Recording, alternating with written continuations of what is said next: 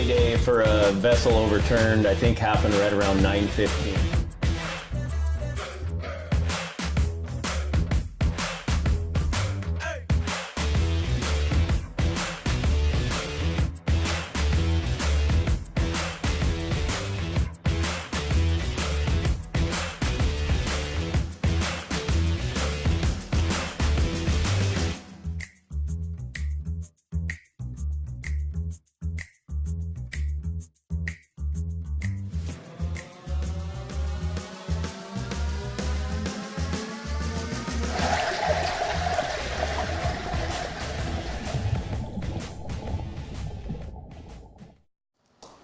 Hey, good evening and welcome to Fish on Northwest, Wayne, England, the Barnum, back here once again. A couple weeks in a row for you. Yeah, I'm doing good. Huh? I missed one show and he acts like I'm gone all the time, David. And he even shaved like I did 2 today. hours ago. Oh, today. Huh?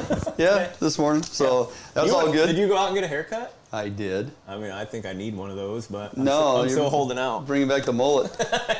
You're going to rock that I'm thing. trying to make it through next year's baseball season, but I don't know if that's going to work. Seriously? Yeah. You're going to let it grow that long? Yeah. I'm going to look awesome at baseball season. You're going to look really awesome. Welcome to the show. We'll actually get to some serious content here before too long. David over there in IT corner getting it down. Of course, we will be joined later in the kitchen by Chef Kelly Lance O'Neill and his wonderful assistant Sherry. And I put venison on the docket for this show, Barnum, because why? Because it's deer season. Opens up this weekend. Yes, it does. Right, so we'll talk a little bit about that. Waterfowl also opens this weekend. So it's hunting season, folks. Time to get at it. We got a number of things going on. First of all, I want to remind everybody, you can join us right here each and every week, Thursday evening, 7 to 9 p.m., right here on Facebook, or dial us up on our YouTube channel. Go to our YouTube channel, hit subscribe, so you never miss any of our content. It's there each and every week, and we continue to load up additional content throughout the week. Join us on Facebook. Get interactive with us on all the information we post. We post a ton of good reading material, lots of photos of things we're out doing throughout the week. We encourage you to join us on our Facebook page. Post up your photos, show us your successes and failures, and ask for advice. Hopefully we can find some answers. Not that we have them all. Right. We have very few answers. Don't ask Barnum where to get a haircut. Obviously, he has no idea. Very few answers. With that, I want to remind you that Fish Hunt Northwest is presented by Better Homes and Gardens Pacific Commons, located in Puyallup, Washington, and we thank them for that.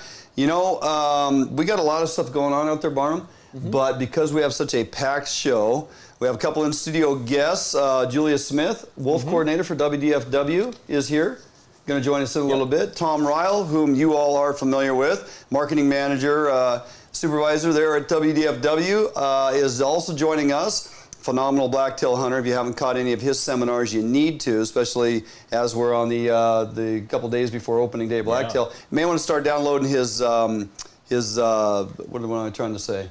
His blogs. Thank you. His blogs, because they are well worth reading. Very informational. Anyway, Julia and Tom will be joining us in about a half an hour or so. We're going to check in with Jerrod Gibbons before too long and find out what's exactly going on over there on the east side, Okanogan, Tonasket area, as we enter into opening day of Modern Rifle this coming Saturday.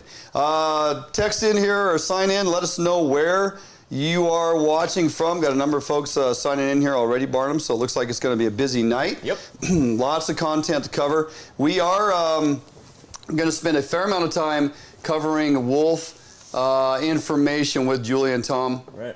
Because we're going to be talking about this. This document right here that actually exists. It's there. It is the Washington State Wolf Management Plan. Yeah. And contrary to popular belief among a lot of sportsmen, this is a real, actual living document. It's not a one-page document? No. With the flow charts? Like, if you see a wolf, go here. Right. If you don't see a wolf, do this. It is, I'm assuming, the hours and hours of dedication by people and a lot of work compiled in about, I don't know, 200 pages, maybe more. Lots of very good information to get through, lots of topics. Please fire off your questions. We will try to get to as many of those as we can relative to the wolf discussion. But we're also, got a great recipe we're going to get to later in the kitchen. I got a quick how-to for you in the bait lab that we want to get to. It's not going to be all hunting and wolves. It's going to be some fishing talk here as well. Speaking of which, remember that motley crew we had in here last week? right? So what's going on around the Northwest, the Puget Sound and beyond, we're not touching a lot of news stuff because our news where the information is all about this wolf management stuff. So let's talk about some of the fun stuff that's happening in this past week and what we got to go out and do. Last week, if you joined us, you realize we had a whole bunch of extra faces in here, buddies of mine from long standing.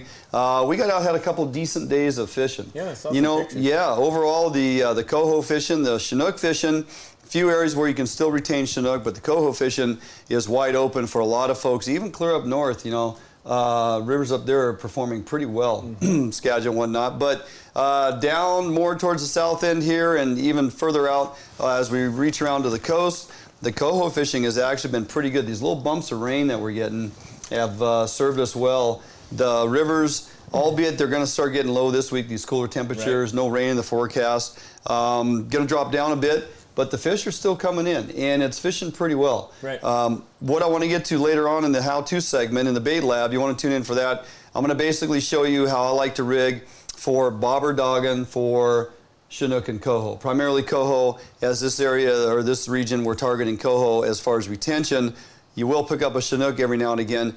People look at me cross-eyed when I tell them I bobber dog for Chinook and Coho. Right. They go, well, no, I do that for steelhead. I'm like, yeah. A lot of people now do it for steelhead. You bobber dog a number of things for steelhead.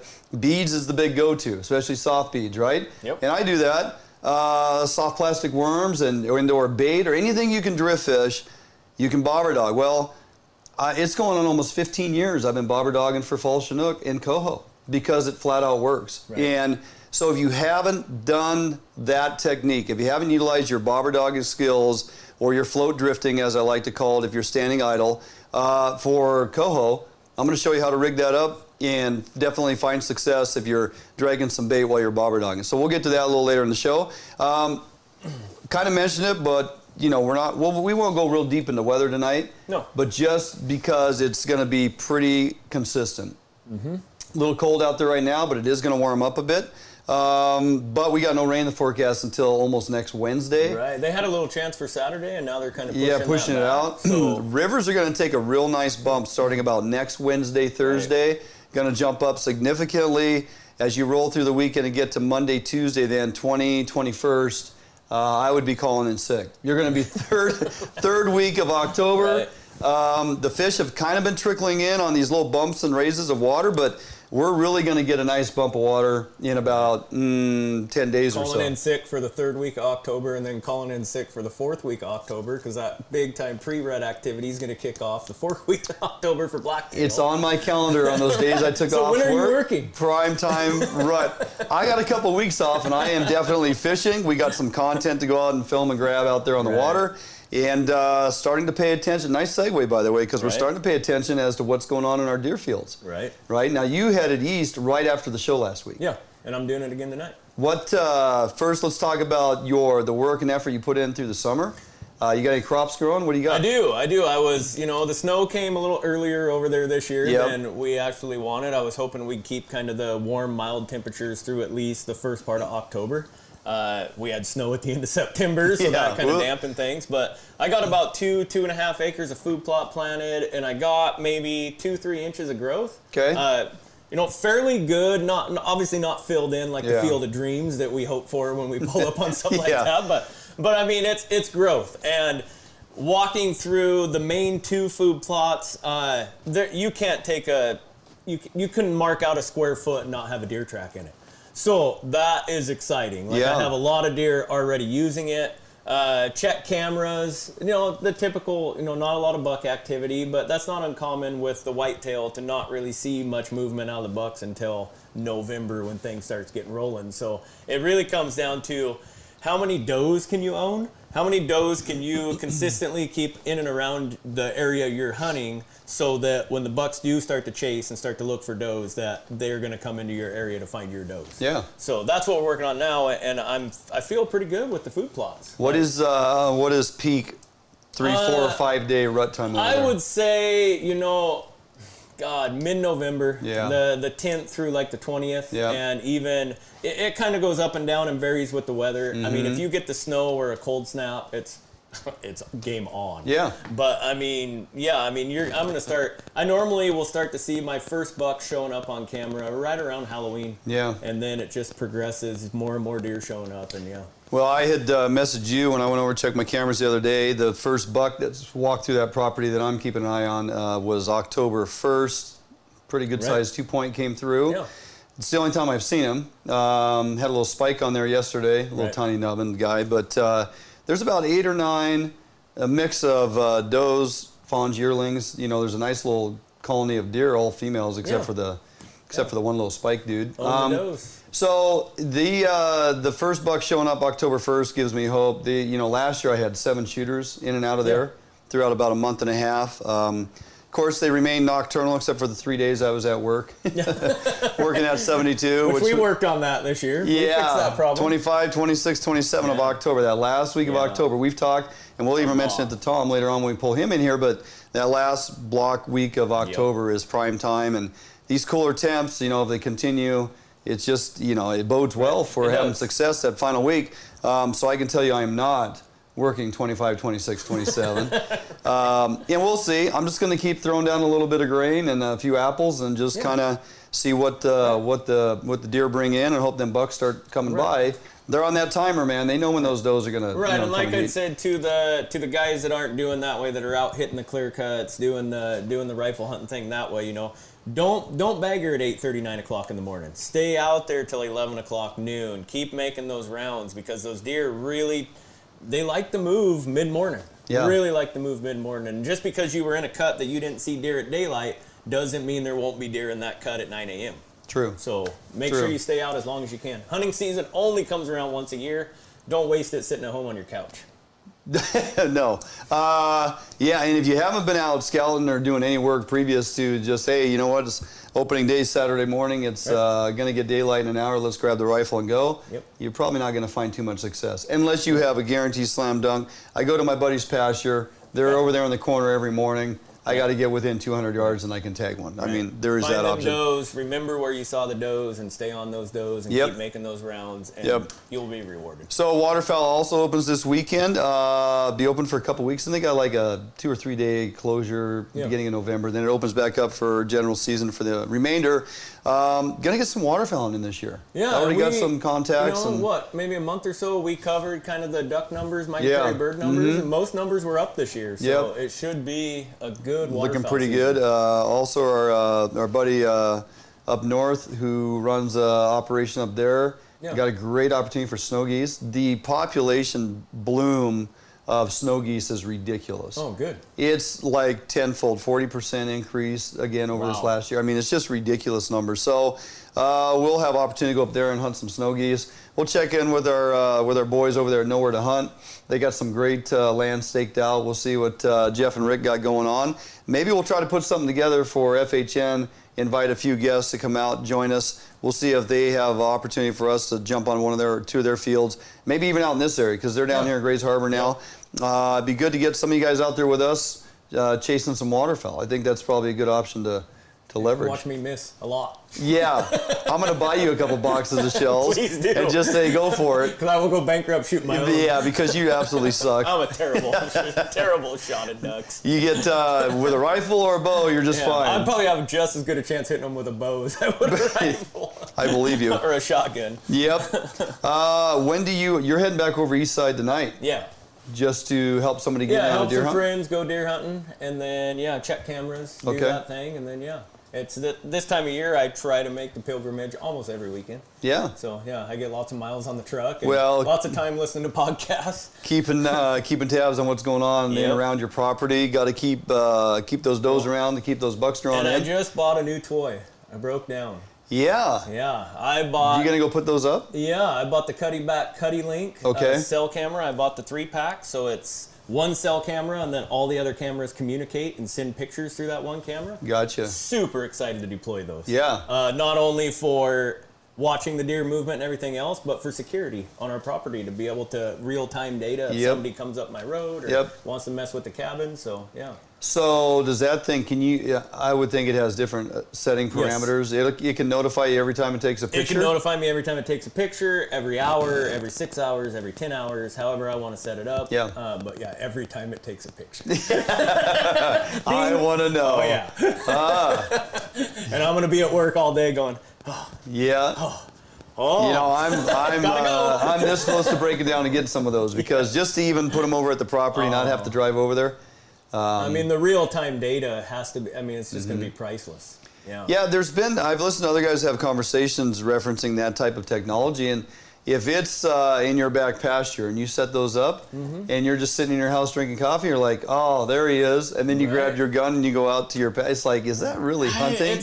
You know, it really is a fine line, but I know how hard it is to harvest mature bucks, whether it's blacktail, mule deer, whitetail. And well, for you, it's completely different, though. You're clear over here. I'm 7 hours away. Yeah, you're just keeping tabs on what's going on. And it's going to be, for me, like, if a target buck shows up during the daylight, now I know, like, okay, I got to go. Yeah. Like, because there's a chance he's going to do that again tomorrow, and I need to be there. Yeah, within a couple days, maybe, right? So it's not going to be something like, oh, he's there, let's run out and kill him. Like, oh, man, you're not doing that on a 6 or 7-year-old whitetail anyway. There will be some of those that try to utilize that. But technology is a weird thing. Like, you know, how far do you go with it to aid hunting, and does it take away some of the sport of the hunting?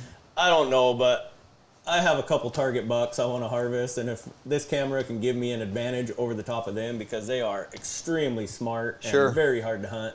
So I'm looking for advantages. Well, you know, really when it comes down to it, whether you're using cameras that you got to go download the SD cards, or whether you're now using technology that sends it to your phone, you're trying to pattern deer. Yeah.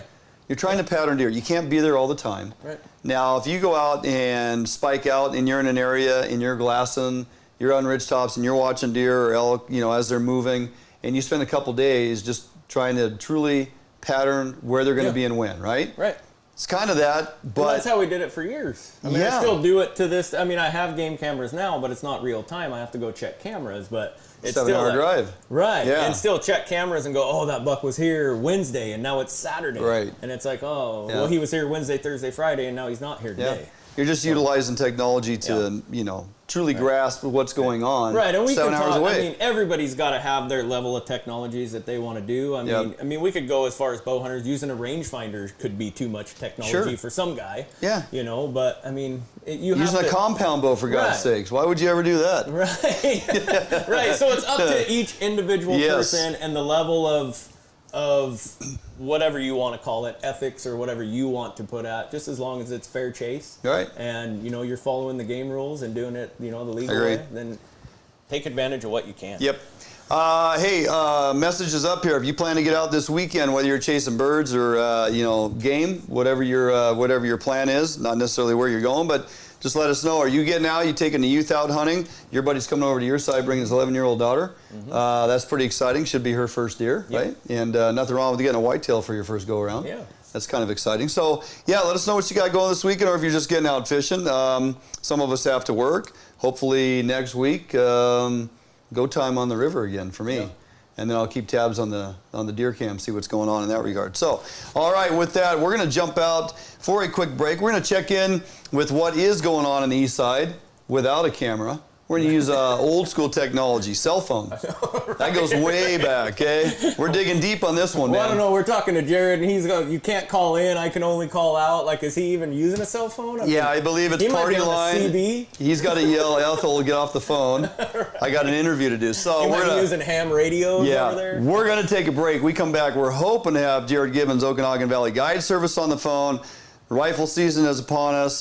Plenty of deer over there moving down from the north. This cold weather this week kind of got some things moving over there. Jerrod's a little excited. Not that it's like epic, but he said, you know, the numbers seem to be pretty decent. So we will take a break. David's going to get Jerrod on the phone. We come back. If technology works and the party line is functioning, we'll have Jerrod Gibbons when we come back. Don't go anywhere. Be back after this break.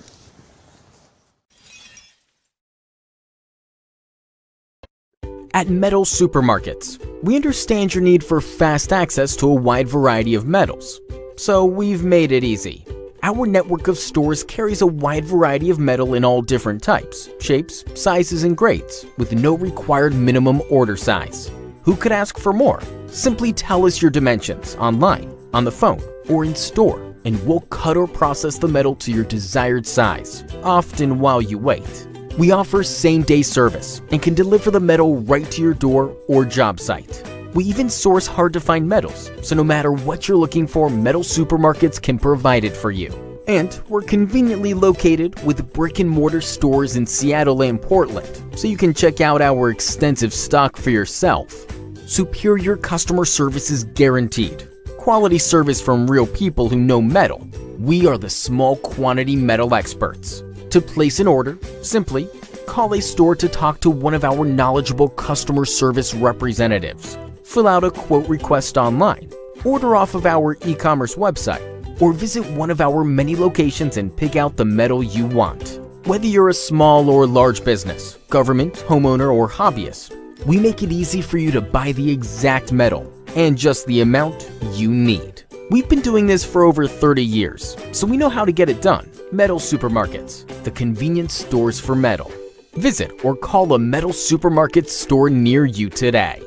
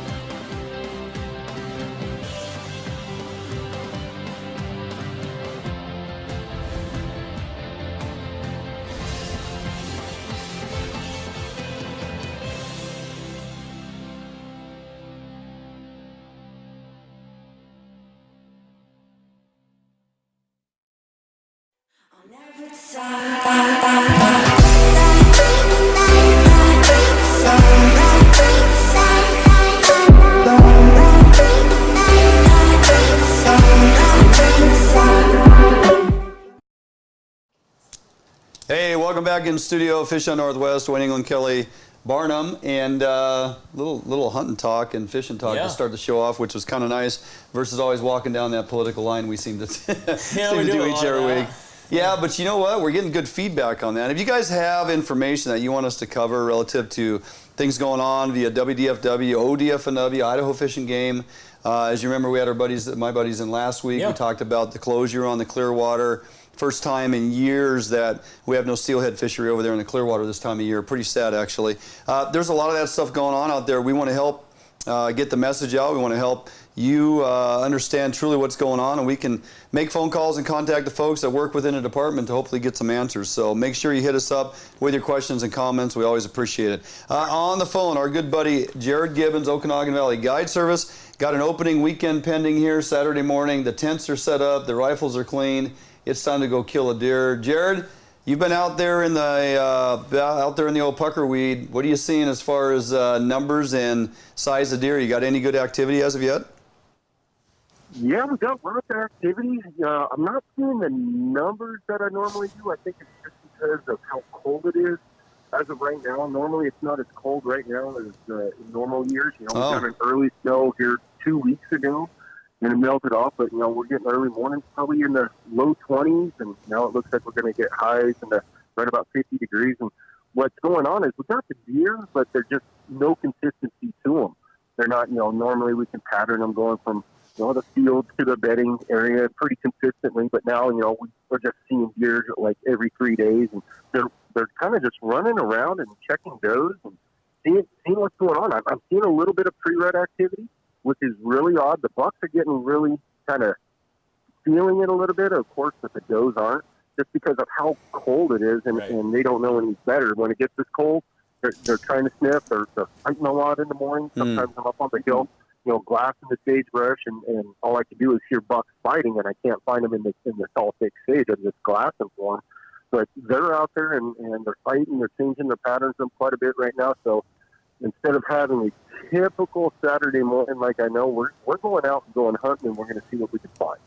Are you thinking, do you feel like that little bit of rut activity is normal, or do you think this is kind of a different year because of the weather, or? I think it's a little early. Okay. Just, up high up above us in the higher elevations here. I have a buddy camping up high. He's set 10 up and 2 foot of snow already, and the deer tracks are already coming down. So there's already an early migration. I was up a little higher here yesterday, and glassing the hills, and I had some bucks coming down, and they were just hitting down like they were on a mission going somewhere else. I was like, whoa. I mean, so we're going to see some movement. I think this opening weekend's going to be okay, but I really think come the second weekend that we're going to be shooting some monster bucks that typically would be chasing in the late archery season. Right. Yeah, I mean that's a good point. I've been over there, Jerrod, hung out with you multiple times, and gosh, that was it 2017. We had 49 degrees, mid-afternoon for our late archery after Thanksgiving. 49 degrees in mid-afternoon. A low of like 38 to 40 in the evening, if we remember right. Yeah. That was tough. I mean, to sit there all day and have maybe 5 deer come visit you. Yeah. When you're used to, 10 degrees or 2 degrees, and you have 50 deer in and out of there all day long having to eat because they're trying to keep warm. So this early push is kind of interesting. When's the last time you remember having snow that's moving deer down the hill already when you go into your rifle opener in October? Never. Never. I mean, never. It snowed in September. And I was even talking with some of the local old timers and even said, hey, when's the last time it snowed? And the old timers were even shaking their heads saying that they just don't know. They don't remember. I mean, our third setting of hay around here really got screwed up for a lot of farmers with the snow and the dew and everything, and it just got messed up. And so it's a really awkward fall this year. Even talking to my ranchers, my cattlemen, they said, man, it's really been really odd. Interesting. And what's going on, which is different than the other years, we've always had a pretty normal hot summer. So it dries up the hills pretty quick. Yeah. Well, this summer, we only had a few days of 100-degree temps, but we had a lot of rain mixed in throughout the summer and everything. So what that did, it greened up our hills. So we have a lot of grass out there. So all the bucks are not pushed into the private lands. I think public land hunting is going to be really good this year, just because there's a lot of feed out there, and they're not pushed out of the the game department lands, the national forest, and going into the private where the feed is. There's a lot of feed out there, and I think public land hunting is going to be good this year. Yeah. Right. Now, are you seeing with that early snow, or do you think that's going to kind of hamper access to some of the public lands a little bit compared to past years as far as being able to get around in snow? Or? Oh, absolutely. Up high. There's roads that are already closed up high. Normal that you could drive these big loops from Loomis all the way to Winthrop. You can't get through them, and they're not. The game department's not allowing snowmobile access until December 1st, and so you just cannot do it. And the deer, they're already moving out of that high country already. So people that hunt high are now dropping down a couple thousand feet and hunting lower, and they're finding new hunting grounds because the deer have already moved. Right. So it is a very odd opener, and it could make it very interesting. I've talked to a handful of guys that said, well, the last time they remember this type of weather activity, say early October, would have been back in the 80s. I can recall at Barnum, fishing in the 90s, like in first week to mid-October, hitting the river early in the morning and having freezing conditions. Right. Whereas the last, between 5 and 10 years, it's just been extremely warm, where if it's doing anything, it'd be a little rain. But even the last, say, 4 or 5 years, our falls have been so dry early on. Yeah. Lingering into a late summer with that September, river's extremely low, concerns for You know, fish being able to migrate upriver because the water's been so low. And this year it's like a complete flip. And now, not just with the rain and the amount of rain we had in August and September, and the river levels that we were fortunate enough to start off our fall fishing with, right. but we're seeing these cold temperatures come out of the north now. Some are weighing in to say this is going to indicate a very long and cold winter. I'd already read reports, Jerrod, that had said January, February is going to be extremely brutal with snow and whatnot this year. If you think last year in February, like here in Olympia where we got those 20 inches was bad, right. They said hold on. So it's hard to say. I mean, you got that early snow, you got cold temperatures, you got some deer activity you have not seen in a long time, if ever. And it may bode well, and you're right. I think your late archery opportunity there in November over in Okanogan, Tenasket area could be absolutely just unbelievable. Yeah, it could be off the chart. I'm really looking forward to that late hunt already, but first we got to kill some deer during rifle season before we get there. Yeah, absolutely. Are you fully booked here going into rifle opener? Yes, I am. I'm pretty well booked for rifle season. I do have 2 late archery spots open on that there, November 21 through 30, 2 4-day hunts in there I have available. So we do have some availability, but it should be a bang out late winter hunt, and it's going to be really good. Oh. Awesome. Somebody better jump on them archery hunts. Yeah, you better jump on them archery hunts. Where can they get a hold of you? Jump on Facebook and track you down, or Okanogan Valley Guide.com? Yeah, Okanogan Valley Guide Service.com, or hit me on my business Facebook page here, Okanogan Valley, and get a hold of me there. Message me there. I'll get back to you. And probably not anytime soon. I'll be out in the hills and not really much on Facebook. Right. But stay tuned. I'll be posting some photos after season. Yes, you will. Awesome. All right, buddy. Always good to check in with you. Don't be a stranger. I'll be. We'll be looking for those photos and probably connect with you towards the end of rifle season to see how the season unfolded for you and what we can look forward to maybe moving into that late archery come November. Sounds good, guys. Thanks for calling. All right, buddy. Have a good night. Yeah, that is that's a pretty cool experience. You know Orrin over there, right? And Jerrod and those guys are pretty close proximity, but just that whole territory over there is phenomenal to go hunt. And especially when you start to get that migration of deer down from the higher elevations and even down from Canada. You never know what's going to show up at one of those stands. I mean, we're talking ridiculous. Freak nasty. Yeah. Whereas like those deer, you know, the ones that could come and go, and if you're patient and you wait it out because you've killed a bunch of deer and you're just kind of like waiting, and all of a sudden that big old bastard buck shows up out of nowhere. Hasn't been on a single camera, hasn't been anywhere, and all of a sudden he comes walking in one day, and it happens every single year. This year is going to be interesting. I'm going to keep tabs on what's going on over there. Well, partially with you over in Newport too, to watch how this weather changes the dynamics of hunting this season. Yeah, the last couple of years have been so warm, and I mean, we're just praying for that cold weather. I mean, those 0 to 20 degree temperatures. These cold temps here, even in Olympia up through Puyallup and whatnot, the last couple nights dropping down to 27, 28 degrees. You know, I look at that and go, this is favorable. I want to see this type of activity with a multi-season tag. I'm ready to get hunting as soon as I got some deer activity or some bucks coming through. But we're going to bump back up to like low 40s at night. We are. Later on this week. So this little cold snap's going to go away. And that's always the thing. Like we look at it now and go, man, it's so cold so early. But we could have a weather pattern flop and we could be back to mid 50s and pouring down rain for weeks. And this will be a thing of the past.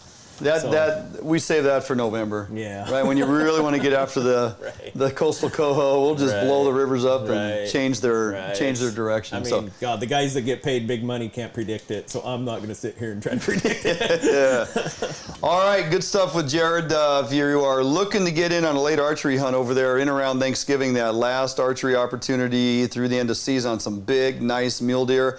He's even got a couple locations there in the quadrant that he can get you on some whitetail. Get a hold of him. He's got a great operation going on over there. Okanogan Valley Guide Service.com, or check him out on Facebook, Jerrod Gibbons, and give him a call. He'll get you set up. All right, we're going to jump out for a break. We come back. It's time to talk some wolves. Or wolves. Or whatever you want to call wolves, or whatever you want. Who said that the other day? Wolves? I don't know. Anyway, we have Julia Smith, Tom Ryle here from WDFW. Get your questions ready. We have tons of ground to cover in the realm of wolves or woofs, whichever you want to call it. So we'll jump out for a break. We'll be back. Julia Smith, Tom Ryle, right here on FHM.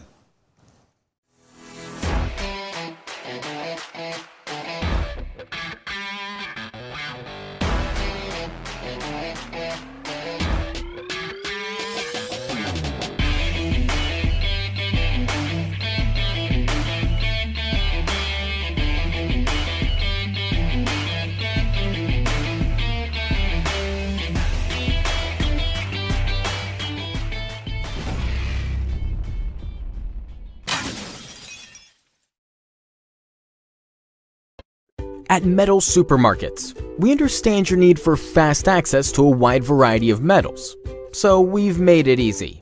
Our network of stores carries a wide variety of metal in all different types, shapes, sizes, and grades, with no required minimum order size.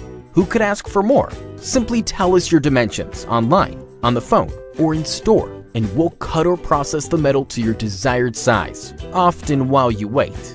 We offer same-day service and can deliver the metal right to your door or job site. We even source hard-to-find metals, so no matter what you're looking for, Metal Supermarkets can provide it for you. And we're conveniently located with brick-and-mortar stores in Seattle and Portland, so you can check out our extensive stock for yourself. Superior customer service is guaranteed. Quality service from real people who know metal. We are the small quantity metal experts. To place an order, simply call a store to talk to one of our knowledgeable customer service representatives. Fill out a quote request online, order off of our e-commerce website, or visit one of our many locations and pick out the metal you want. Whether you're a small or large business, government, homeowner, or hobbyist, we make it easy for you to buy the exact metal and just the amount you need. We've been doing this for over 30 years, so we know how to get it done. Metal Supermarkets, the convenience stores for metal. Visit or call a Metal Supermarket store near you today. Okay. A has a smiley face. Yeah, hey, welcome back to Fish on Northwest. Got a full studio now, definitely.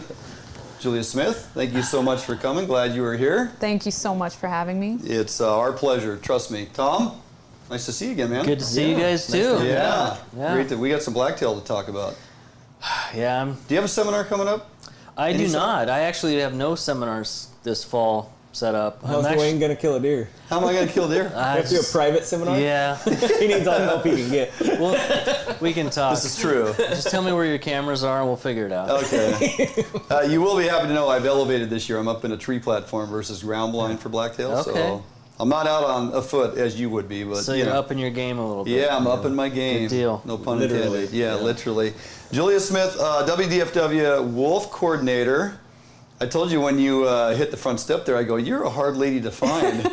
She keeps it, her social media platform is pretty underground. So I'm new in Washington, so yes, you may not have the presence. Let's just real quickly remind folks of that. So previously, 5 years or so down Arizona, New Mexico, wolf management, your position there, and what were you doing with wolves down there? Sure. I worked for the Arizona Game and Fish Department, and I was most recently employed there as the field supervisor for the state of Arizona. So I was managing our field team, directing all the field activities in the state of Arizona, and doing all the population monitoring, wolf collaring, trapping, following them around, keeping them away from livestock, working with livestock producers to prevent conflict, basically driving around in a field truck all day, and it was a great job. You liked it? I loved it. And you had sunny weather. Oh, yeah.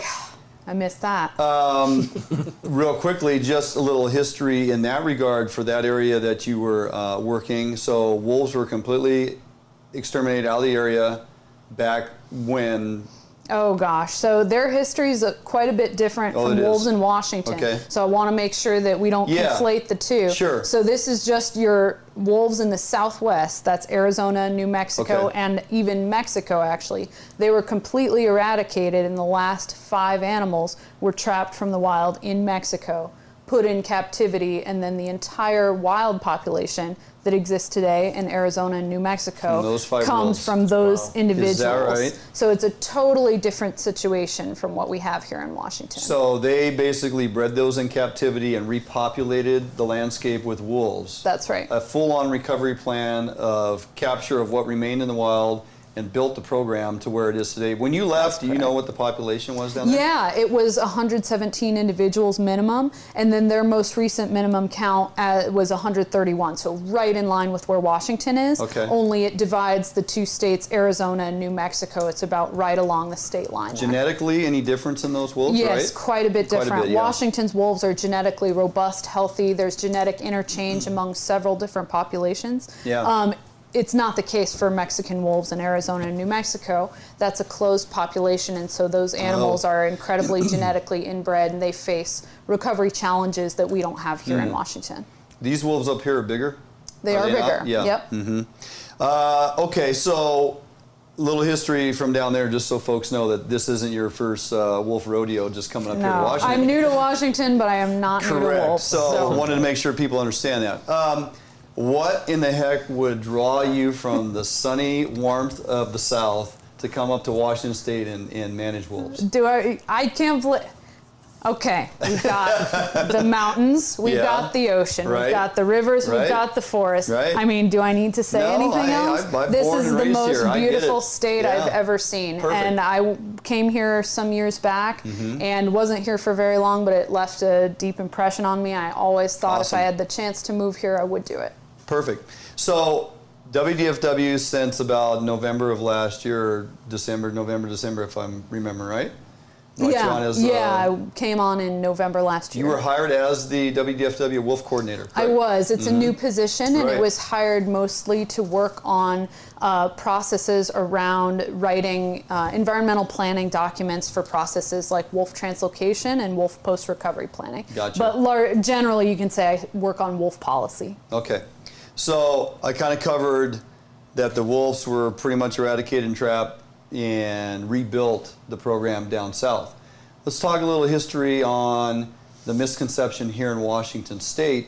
Barnum and I joke about this all the time. Everybody thinks that WDFW had this huge cage and they took it out there in the middle of the mountains on the northeast quadrant of our state, and they opened it up and set the wolves free and said, we now have wolves. I've heard all sorts of stories, from black helicopters to black Suburbans to, I mean, we've heard it all, and these were midnight, you can't talk about it, and they killed witnesses and all this stuff. So what's the true story of the timeline of the wolf in Washington State?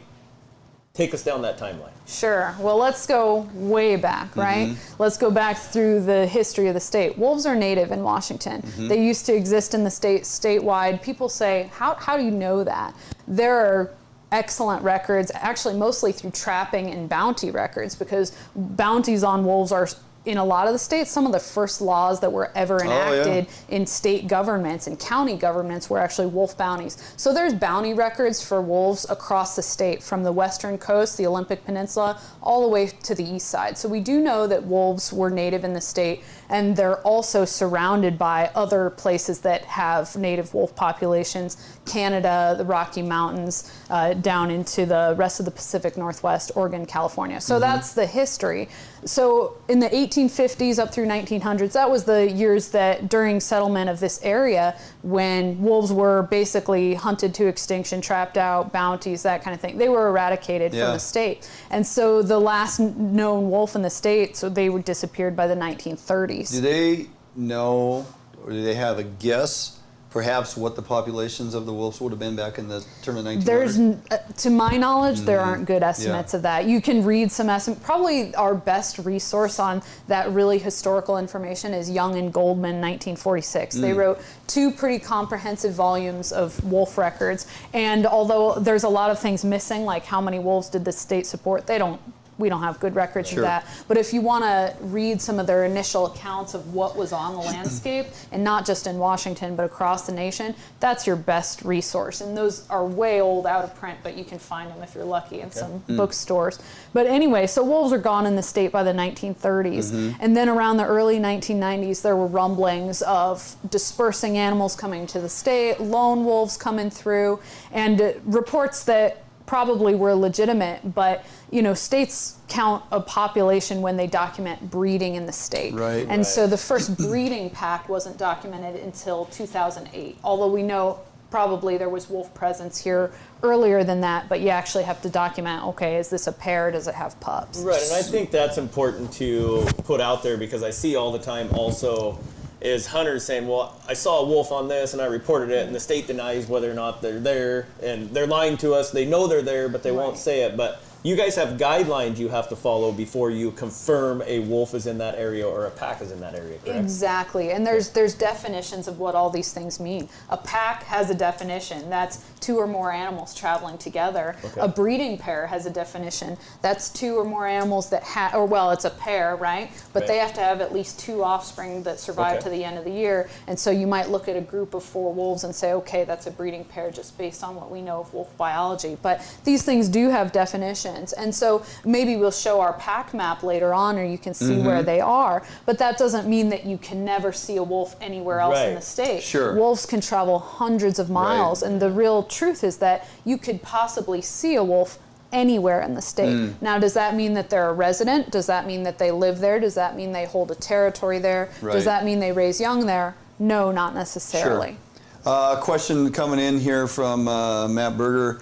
He's curious if genetically the wolves that we have now would genetically be linked to the wolves that were here in the early 1900s, late 1800s. So that's a tough question to answer because, you know, we've lost so many animals since then. But I think the simplest answer is yes. So there's a lot of debate among scientists about how many subspecies of wolves were there, and especially in Washington, a big topic is whether there was a coastal wolf that was different, that rely on salmon, like you see in the Alexander Archipelago, and whether that same wolf existed here. So there's a lot of talk about how many different subspecies there are, but there's not debate about what species was here, and that's the gray wolf. And so that gray wolf lived all the way up from Canada, all the way south into Mexico. So even that wolf of the Southwest, it's a different subspecies, but it's still a gray wolf, Canis lupus. And so those animals, although there would have been gradations and differences as you change in climate and terrain and prey adaptations, all that kind of stuff, sure, there's local adaptations, but it is one species, Canis lupus. Right, because another thing that we hear a lot of times is the wolves that were reintroduced to the West, which they are a different breed of wolf. They're a bigger wolf, stronger wolf. They take more feed. So you're saying that's not actually the case. And this is the same genetic string of wolf that would have been here 100 years ago. Right, and that's a connected population. So that one's a myth. And also, if that's what folks think, well, our wolves in Washington are, you know, a normal male is 90 pounds, normal female is about 80 pounds. So that's not a monster wolf. That's just a normal wolf. And that's your average here. A 160-pound wolf can take down an elk by itself. Right. They're here. Right. Well, and I would say probably what you'll notice is, and you probably know the name of the science behind that, but you know, as you move farther north, species begin to grow larger. So it only makes sense that the wolf in this area wouldn't be the 200-pound wolf that you have in the Yukon. Well, and again, this critter, there's gradations. Think historically, if you have an animal that exists all across all of North America, think about the differences that you'd see. Just like the same differences we see in elk, deer population. I mean, I've been in northern Alberta, and these whitetails are absolute giants. And you go to southern Arizona, and Coues deer, cows deer, guys. Tiny guys. Little dudes. So I mean, and even blacktails, we see the difference between California deer and Oregon Willamette Valley, and even up here into the peninsula, and even in antler configuration. So. Genetically, same animal. Geographically, adaptations. I mean, that's adaptations and evolution specific to their region. Obviously, right? So, couple things referencing the recovery plan. So, was it at 2008? I'm looking at a graph here that shows me a population from 2008. We had 5 up to now 2018 when that was recorded 126. So, prior to 2008. As you mentioned, like in the 90s, there were sightings. People say, I'm pretty sure I saw a wolf, right? Was it when WDFW field biologists were out there looking, putting in time, actually found and documented breeding pair to say, hey, we have 5 wolves that we've confirmed. Now we're going to track these wolves and keep track of them and what's going on. Is that when then efforts were put in to develop a recovery plan, or was it prior to that? It was actually prior to that. The process to start began in 2007. And so the state was being a little proactive there, saying, okay, we've got to have a wolf conservation and management plan. We know these animals are coming into the state. Obviously, you know, wolves, wherever they exist in this country, are a controversial species. So we need to have guidelines about that will guide how we manage them here in the state of Washington. So that plan started development in 2007, and it took till 2011. So it took 5 years to develop, and that process was guided by a stakeholder group as well, at that time called the Wolf Working Group, that consisted of stakeholders including environmentalists, livestock producers, hunters, and those without affiliations. And so it's a long involved process to develop a wolf plan that works for everybody. As it's moving forward now, obviously, you know, the numbers have varied a little bit. As we were talking prior to the show, the state has removed 9 from the landscape this year alone due to problems. with a handful of different issues over in that northeast quadrant. So it would seem that it's hard to manage the wolves to get to that recovery plan goal if we have to keep eliminating them. So what is the recovery plan? That's a great question. So again, wolf mortality is actually modeled in that 2011 Wolf Conservation and Management Plan, and you actually have to reach a certain percentage of mortality. I think it's 28% before you start seeing dips. So agency removal of wolves is actually, we consider an impact to recovery before moving forward on any of those actions. And if you look again at the last 10 years, you see an upward trajectory that actually represents an average of 28% growth per year. Now, is that steady growth? No, certainly in the early years you see faster growth as wolves recolonize open habitat. In the more recent years there's some slower growth, but again it's an average of 28%, and we see that as an upward trajectory not only in number of individual wolves but also packs and breeding pairs. And we also see distribution of wolves in the state moving westward, and this year was actually the first year that a wolf pack was documented west of the Cascade Crest since extirpation from the state. So that's a huge deal. That happened this year in 2019? That happened 2018. Oh, 2018. As of the last survey. Yeah. Okay. Well, that's kind of exciting. Yeah. Back up a little bit for people, and we always talk about wolf delisting in Washington. What are those 3 zones, and where do we have to be criteria-wise in those 3 zones before we can even talk about management of wolves? Yeah, great question. So the 2011 Conservation and Management Plan shows 3 different zones. You've got Eastern Washington, you've got Northern Cascades, and then you've got Southern Cascades and the Western Coast. And so that those 3 zones, according to the plan, to get to the stage where you could down or delist wolves, each of those recovery zones has to have a minimum of 4 breeding pairs plus 3 anywhere in the state for a minimum of 3 years, 3 consecutive years, or 4 in each zone plus 6 anywhere in the state for a minimum of 1 year. And so in the Eastern Recovery Zone, that's where the majority of the wolves in the state live. That's where almost all of them live. There were 12 breeding pairs in that zone. So that is 3 times the regional component of that recovery objective. And then you've got 3 in that Northern Cascades recovery zone. So 1 more until you have that objective of 4 breeding pairs. And then the Southern Cascades and Northwest Coast, wolves just haven't got to yet. And that's not to say that they aren't around. The individual wolves don't disperse there. So if folks have seen wolves, that is absolutely possible. Wolves disperse hundreds of miles and you could see them. But in order for us to document those breeding pairs, we need to actually have wolves holding territory and breeding. Yeah, and breeding. Exactly. And then you can count them. Exactly. And I think it's just that they haven't got there yet. I don't think it's anything preventing them, but they haven't done it yet. You're seeing that cluster of population in the northeast corner. Do you feel that the migration from there across the rest of the state has happened in the time that you guys figured it would, or is it going slower than what you expect, or quicker? It's an interesting question. So the original plan, again, the model, the population model that gives us our prediction said it should happen by 2021. So we're not there yet. It's 19. So when 2021 happens, will we be there? I don't know the answer to that question. It's kind of a crystal ball, but I think all of our biologists in the state are confident that it will happen. I'm confident that it will happen. Will it happen by 2021? I don't know that.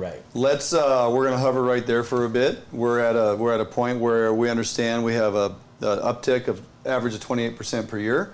We have a goal that was originally put into the plan in 2011 for 2021 to hopefully meet our goals in the 3 quadrants that we've recognized for the numbers of breeding pair that we need. We're going to tie all that in. Also want to talk age of wolves, like average age, lifespan expectancy. It's going to be a lot lower than most of you think. Do they breed like rats? Do they breed like rats? Multiple litters a year, like a puppy pound. There's a lot of things involving numbers. I want to kind of get all that lumped into a package here that I think we can do. So we're going to jump out for a quick break. We're going to take a little break from the wolf talk. And we're going to jump in the bait lab, break down for you a simple rigging process for finding success going out bobber dogging for coho. If you are simply throwing plugs, pitching spinners, or twitching jigs, you're probably finding some fish, but you may be surprised on certain rivers how good the egg bite is for coho. If you're not doing it, you're missing out. I'm going to show you how to set up and be productive bobber dogging for coho. We come back right here on FHM.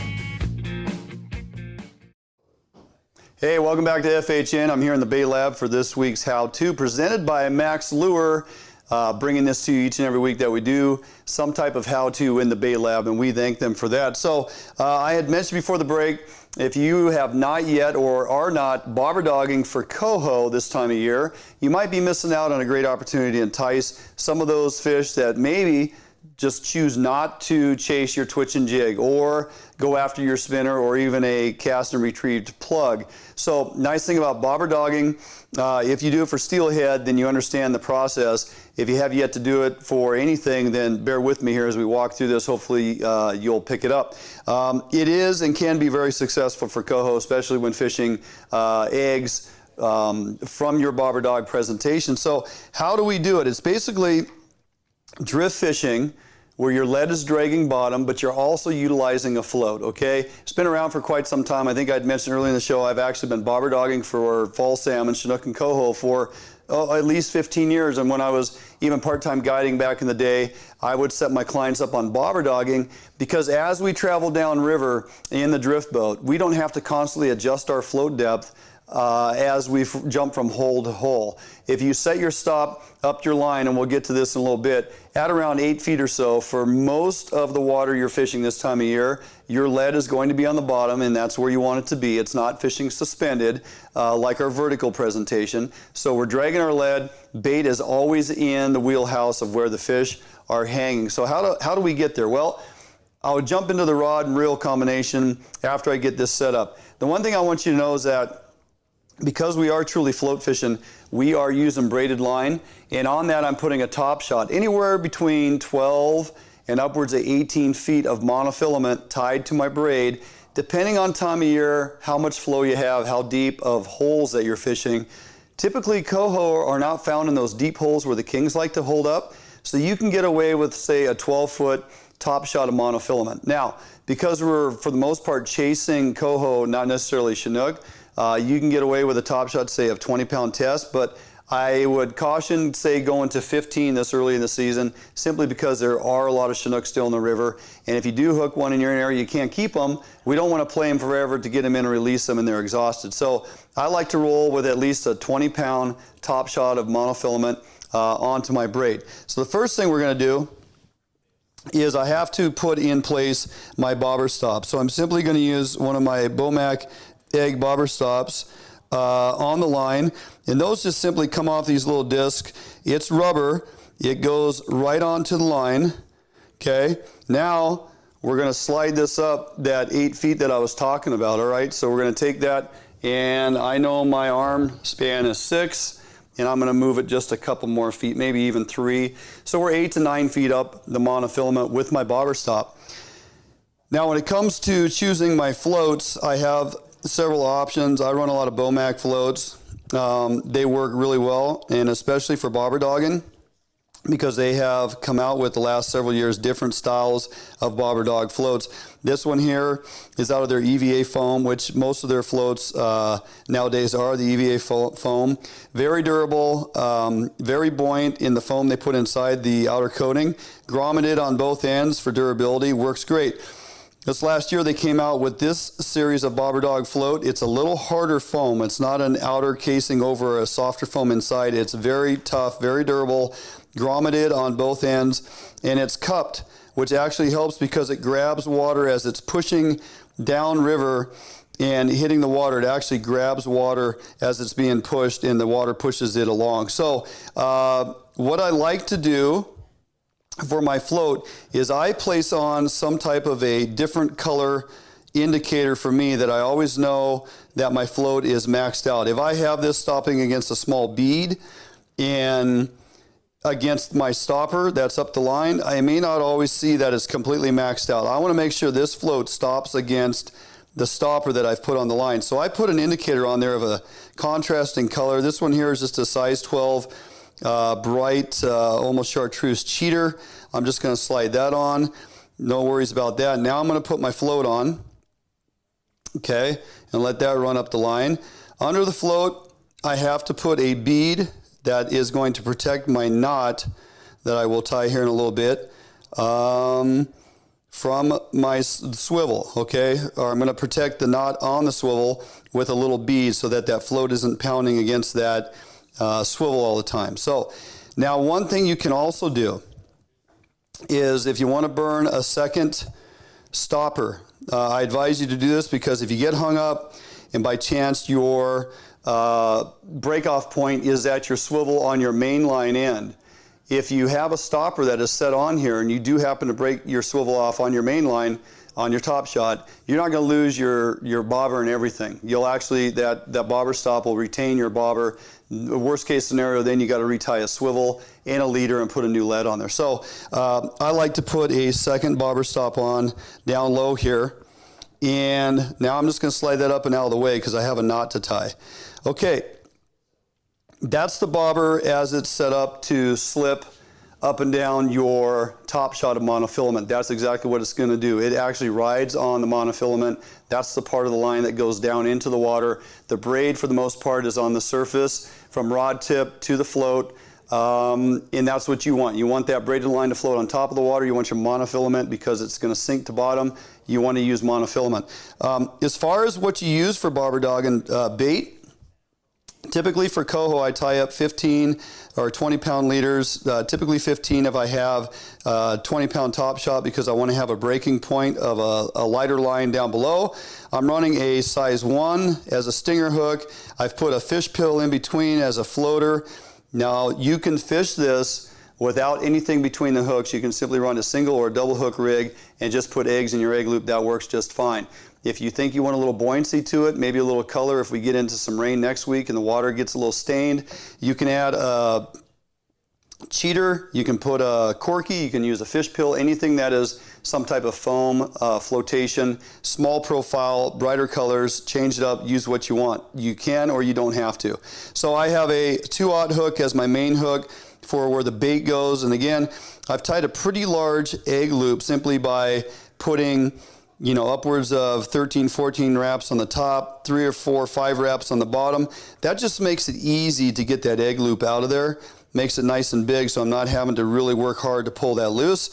My bait's gonna go right inside that as it travels down the river. So that's pretty much what I'll use as far as if I tie a double hook setup for bobber dog. And I got a size 1, some type of flotation, a 2/0 with minimal spacing in between. Again, main hook is bigger for bait, stinger hook. I put that on about a 24 to 30 inch leader max, usually about 26 inches or so, 28. I'll tie that, end up with about a 26 inch leader. You don't want this floating way up out of the strike zone. Your lead is going to be dragging on bottom, much like if you are drift fishing. And because you're doing that, you're basically trying to keep this bait down in that 1 to 2 feet of bottom where those fish will be basically hunkered down. So we're going to simply rig this as we would if we were drift fishing. Okay, I've already tied it to the barrel and snap swivel here on the bottom end, much like if I was drift fishing. That's no different. We're going to tie this on now to the top shot of line. I tied the previous one just because I wanted to spare you guys the fact that I'm having to tie 2 knots. Okay, we're going to try and do this and not screw it up.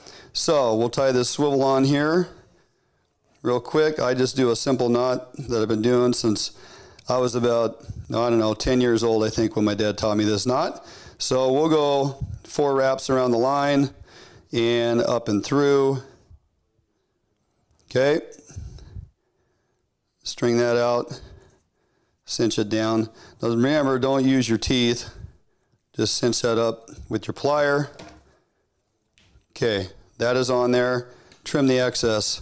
Now the thing you got to remember is we moved this second stopper up the line. So now we want to push that down just right above the swivel. Again, that is right there in the event that your top knot was to break off if your lead gets hung up.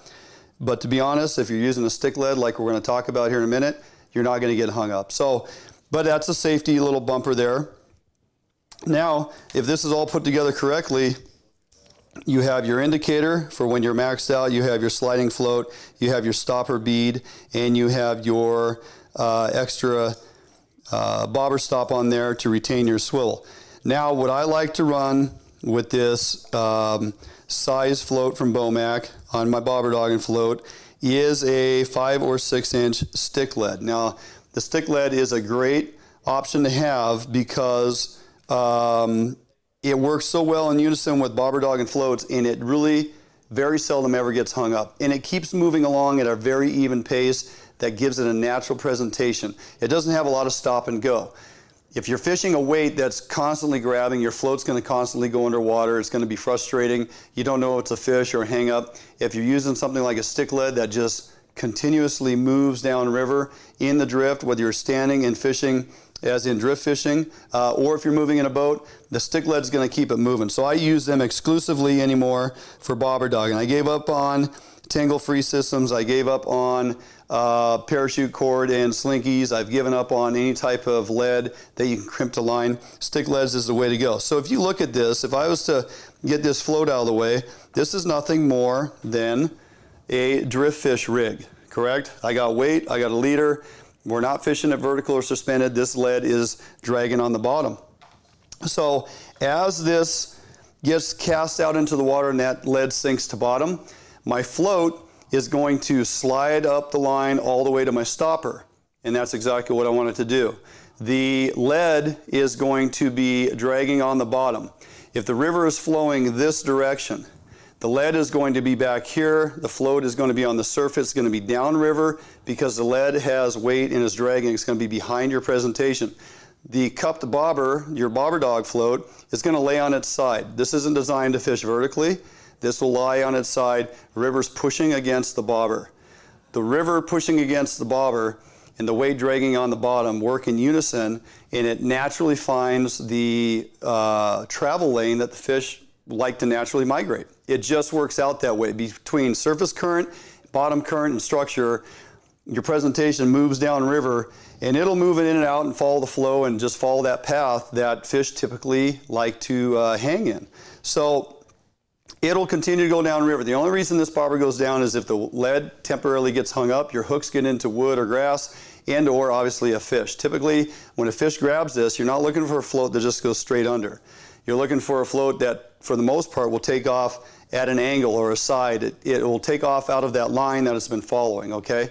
So I can fish this from a boat. I can fish it standing in the river and float drift. If you're a drift fisherman and you like to just cast upriver and follow that on down, you can do that with your float presentation. You simply throw it out there, let the line sink the bottom, let that float start moving, and as it swings past you, you can open your bail or push your button on your level line and just keep feeding it line. Much like fishing vertically, that float will continue to take your presentation downriver. Okay, so there's a lot of advantages to bobber dogging. If you haven't done it for coho and you simply have been doing it for steelhead, you can also use your beads if you're confident with that. Even for coho, believe it or not, they will hit those big soft beads. So get some 18, 20 millimeter beads, put a little shrimp oil or some type of scent oil on them. They're going to work actually pretty well. If you're a bait fisherman like me, you rely on your eggs and your bobber dogging setup to go ahead and find success. Real quickly on the rod, you can use a 9.5 to 10.5. This is an Okuma Guide Select Pro. It's an 8 to 17, 10.5 foot, works fantastic. I've coupled that with this pin reel. I like to go with like a 3000 series, 300 series, whatever spinning reel combination you prefer.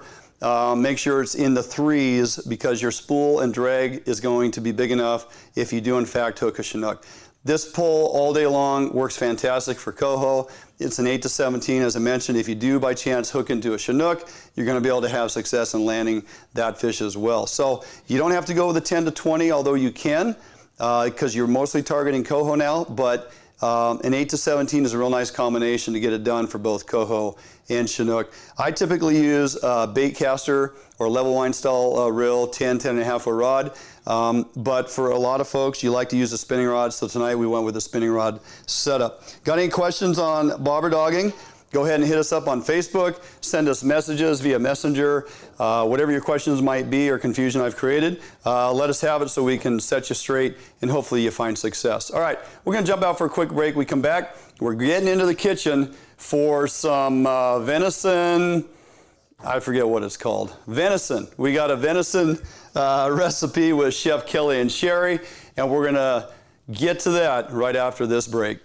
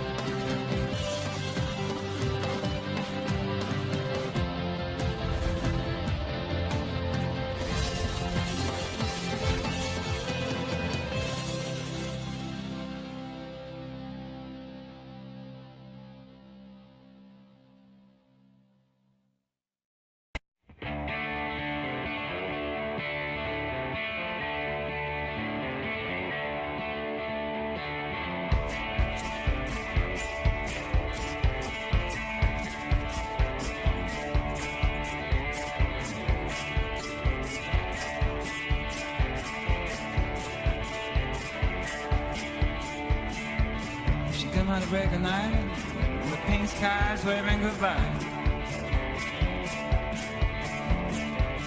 She come out to break a night, leaving no traces around.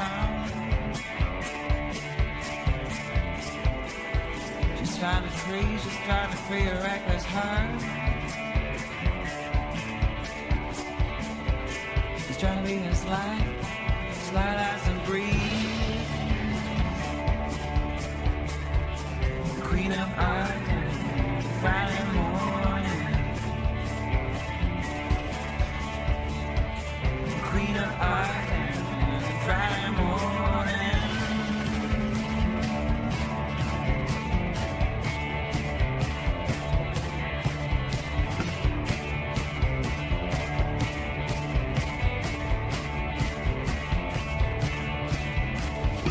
She come out to break the night. Let's create us away. You come out to break the night, you'll be wearing her charm so frayed. Yeah, she's trying to avoid everyone.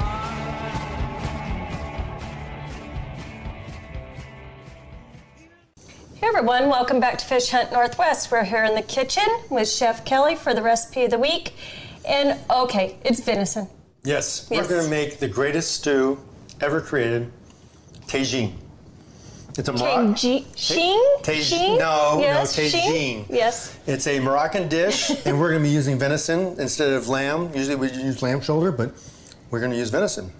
And it's going to be awesome because this is, you'll see the spices that we use, and this is the reason why I consider this one of the greatest stews ever created. Ever. Ever. Okay, so we have our venison, and I cleaned it up, a lot of the silver skin out of it, and there you go. Okay, so we're going to season it really super heavy with some pepper. And more, and more. Mm-hmm. Your arm tired? I want to be like I put this on a drill one time, you know? Just... All right. A little bit of kosher salt. Okay. Okay. Those. On your way. Okay. Mm-hmm. Then we're going to have some turmeric, about a tablespoon of turmeric. Be careful with that. It will stain everything. I know it. Chef. And then this is the signature spices for it. It's called Ras El Hanout. Yeah, say that one. Ras. Ross, like the store? No. Yeah, sure. Ras El Hanout. El Hanout. Yeah. It's I'll make a list of all the spices in it, but it's easier just to buy the spice already pre-mixed. It's a Moroccan spice. So it has a lot of sweet spices, you know, like clove and cinnamon and allspice. It also has cayenne and coriander seed. It's so much stuff. I don't think I'd ever think of cinnamon in this. I know, and we're going to add extra cinnamon too. Oh. Okay, so I'm going to add about a tablespoon and a half of this. Okay, so you can see it's coated really heavy. Yeah. Let's get it all mixed up. There we go. I think I will grab you a paper towel. Sorry, messy chef. No, I'm saying for your hands. Oh, yeah, sure. Okay, so we got our pan nice and hot already. Good amount of oil in there. We're gonna add our spiced up venison. Okay. Okay.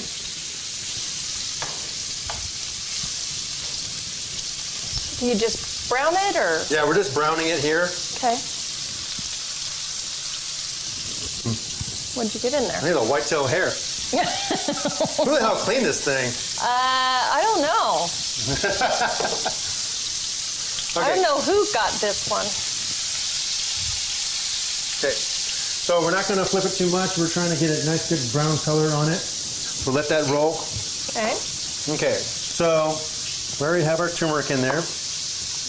And this is also what makes it unique, is it also has dried apricots, whole almonds, honey, ginger, cilantro, chickpeas. These are actually carrots. These are those, you know, heirloom style carrots. So what happened to just orange carrots? Well, they just wanted to pick one color, so they came up with that.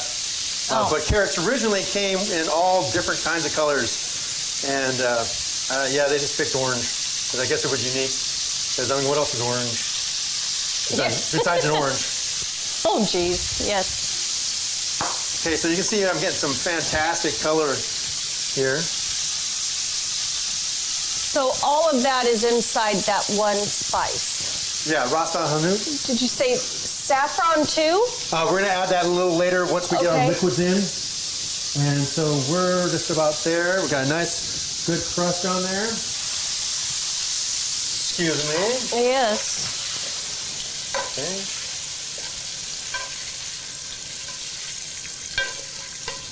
Now I could just eat that. You could. Yeah. You absolutely could. But first we're going to saute some onions in there. I'm going to add a little bit more oil. Is that about one whole onion or? Yeah, that's about one small onion diced. Okay. Okay, and that was about a pound, a little over a pound of venison. Okay. Okay. And yeah, we're going to saute these onions just a little bit. You see how that turmeric already gives it kind of a bright, vibrant yellow. Oh yeah, that looks color. great. And then the saffron's going to take it right over the top. Okay, so then we're going to add about a tablespoon of ginger. Okay. About 2 tablespoons of garlic. Yeah, not too much ginger. Yeah, ginger's real spicy and can really overpower.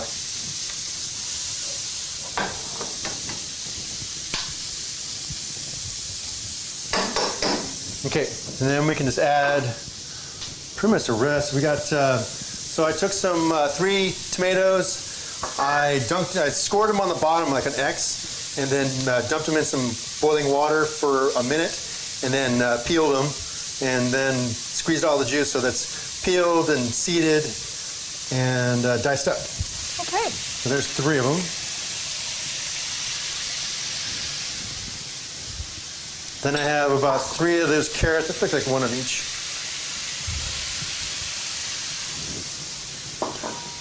Then we have our dried apricots and whole almonds. So there's in there too.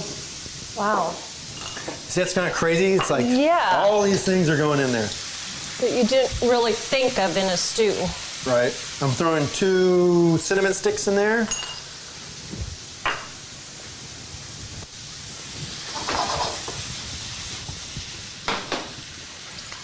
And it looks like a lot, but this is gonna, cook down a lot.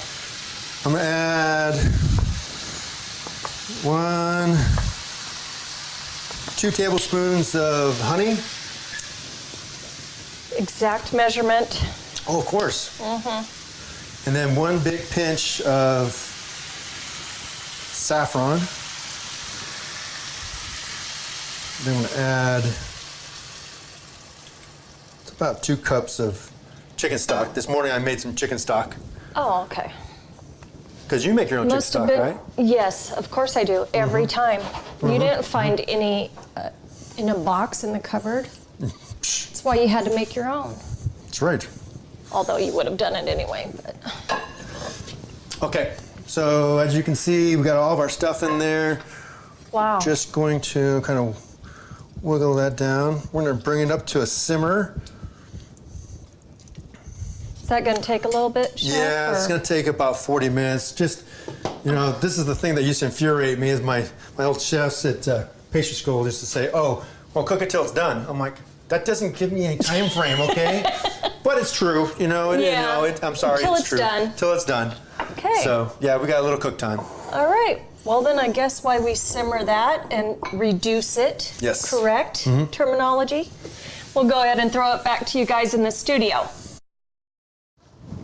Welcome back in studio. That recipe, I can tell you, is amazing. You're going to be looking for something a little different for your venison. Yeah.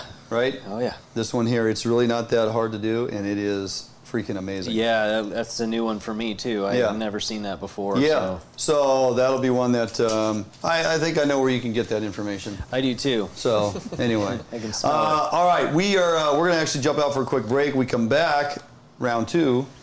You ready? Ready. Gloves on.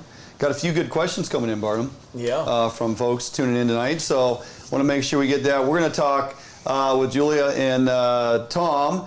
More wolf information. We have numbers to cover. We want to talk about some of the goals within this management plan. We want to talk about age of rearing females, life expectancy of wolves, a whole host of numbers and things that kind of jumble into this entire plan, as it were. Keep your questions coming in. Really appreciate all those who are tuning in tonight. Questions have been fantastic, and we definitely have more. So she's not going anywhere. We're not going anywhere. Jumping out for a break. We'll be back right here on FHN.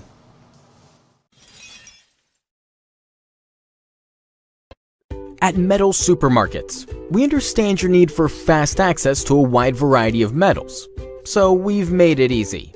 Our network of stores carries a wide variety of metal in all different types, shapes, sizes, and grades, with no required minimum order size. Who could ask for more? Simply tell us your dimensions online, on the phone, or in store, and we'll cut or process the metal to your desired size, often while you wait.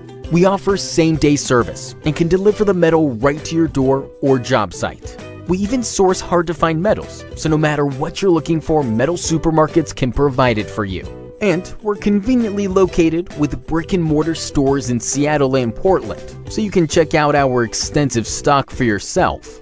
Superior customer service is guaranteed. Quality service from real people who know metal.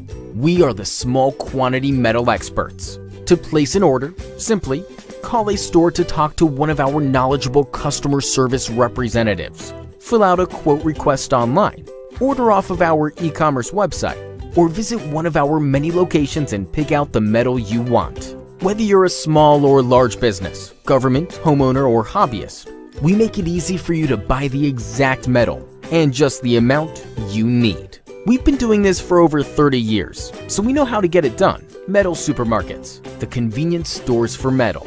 Visit or call a metal supermarket store near you today.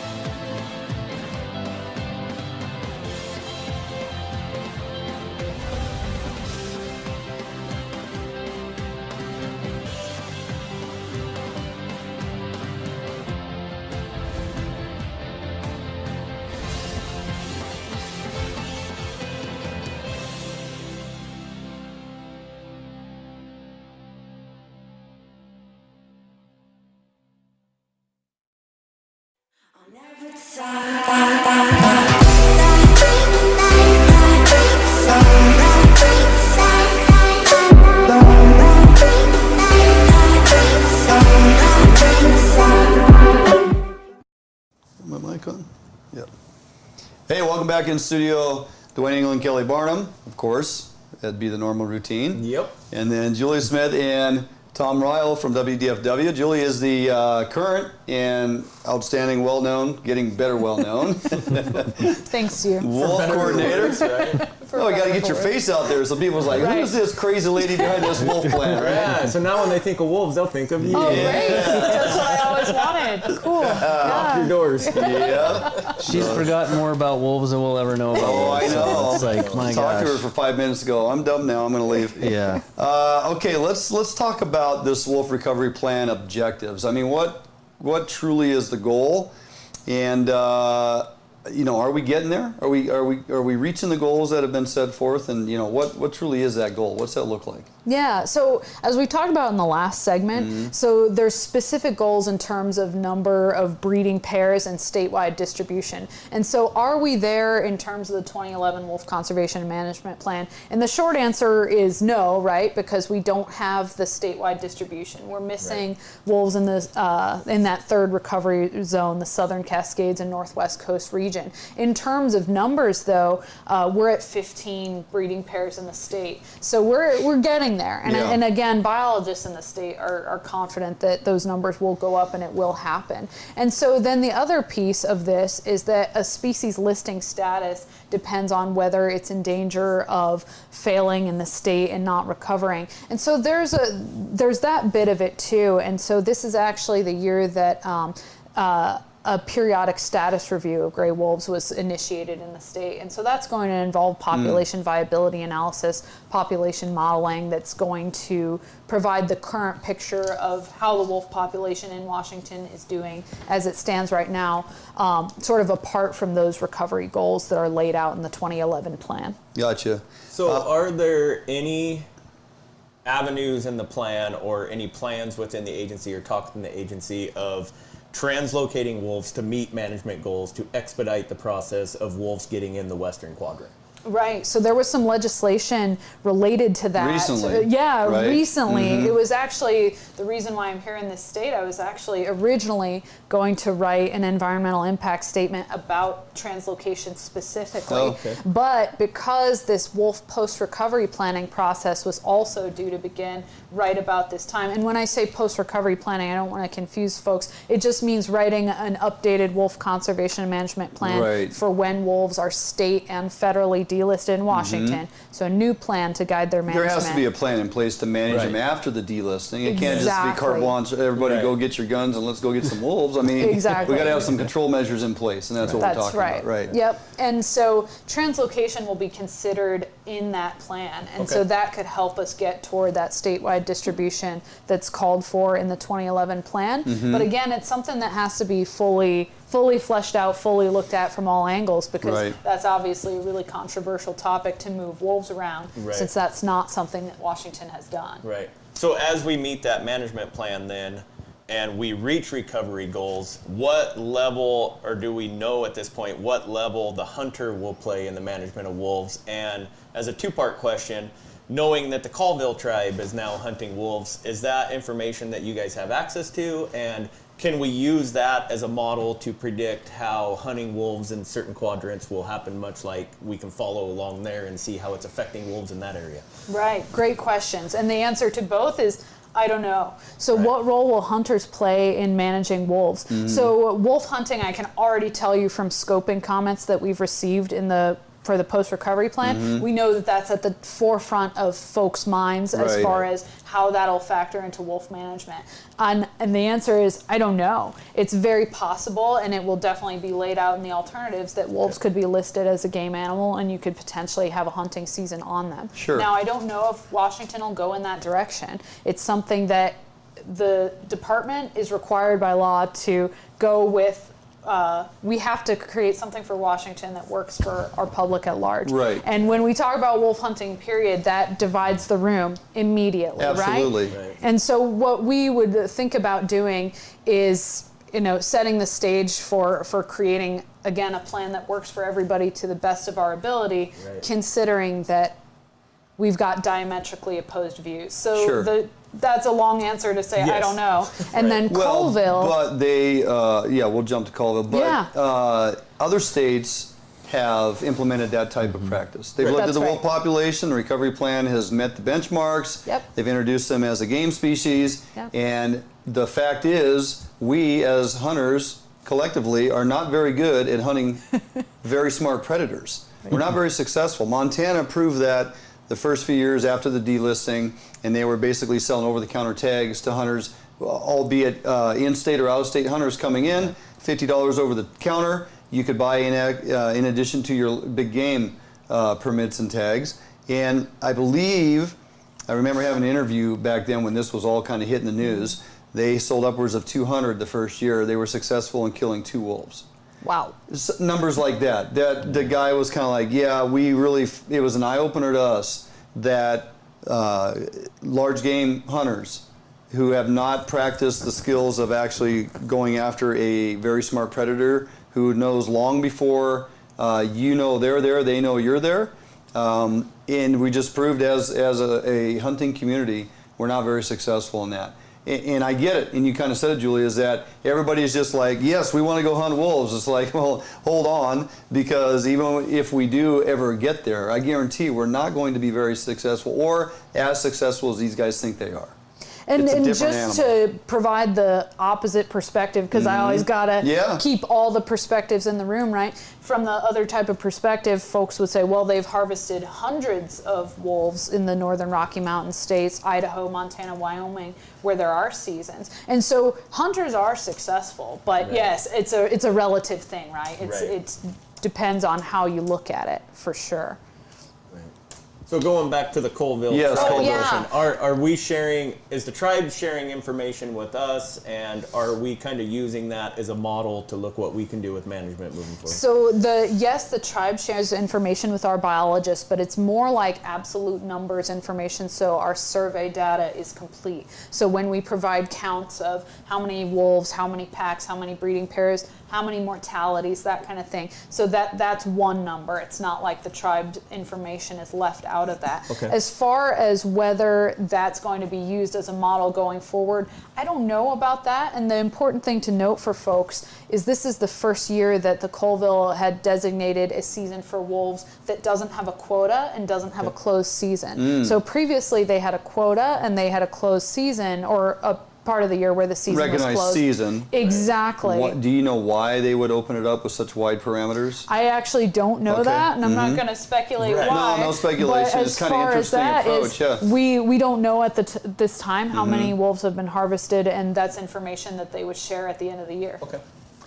Some good questions coming in here, Julie. One that actually was kind of on the top of my head earlier, and then we got off topic, but how did we come to the numbers within the management plan per quadrant as far as recognized breeding pair and overall capacity if we don't historically know truly how many wolves were on the landscape? How do we randomly pick a number for that northeast quadrant and down on the coast to say when we reach this goal of these many wolves in each quadrant, we're there? How do we come up with that number? Yeah, that's a great question. And so these thresholds are not random. They're actually minimum recovery thresholds. Okay. So when we talk about number of breeding pairs, and if you look at the pack maps, it looks like there's just this huge sprawling number of wolves on the landscape, and you say 15 breeding pairs, that's so many wolves. But if you think about it, the average wolf pack size in Washington is 4 to 5 wolves. Okay. So when you're talking about that number of breeding pairs, that actually isn't that many individuals necessarily. Right. And so you're talking about levels where biologists who are population modelers, and they're looking at a population viability so that this population within Washington's borders doesn't leave Washington again, doesn't go extinct again in this state. Biologists said, okay, these are minimum numbers that will ensure that wolves are here to stay in the state. Right. And why do we do that? It's because we have a mandate. It's because we're mandated to recover endangered species, native species in Washington. And now wolves were listed as endangered in Washington back in 1980. So great question and complicated.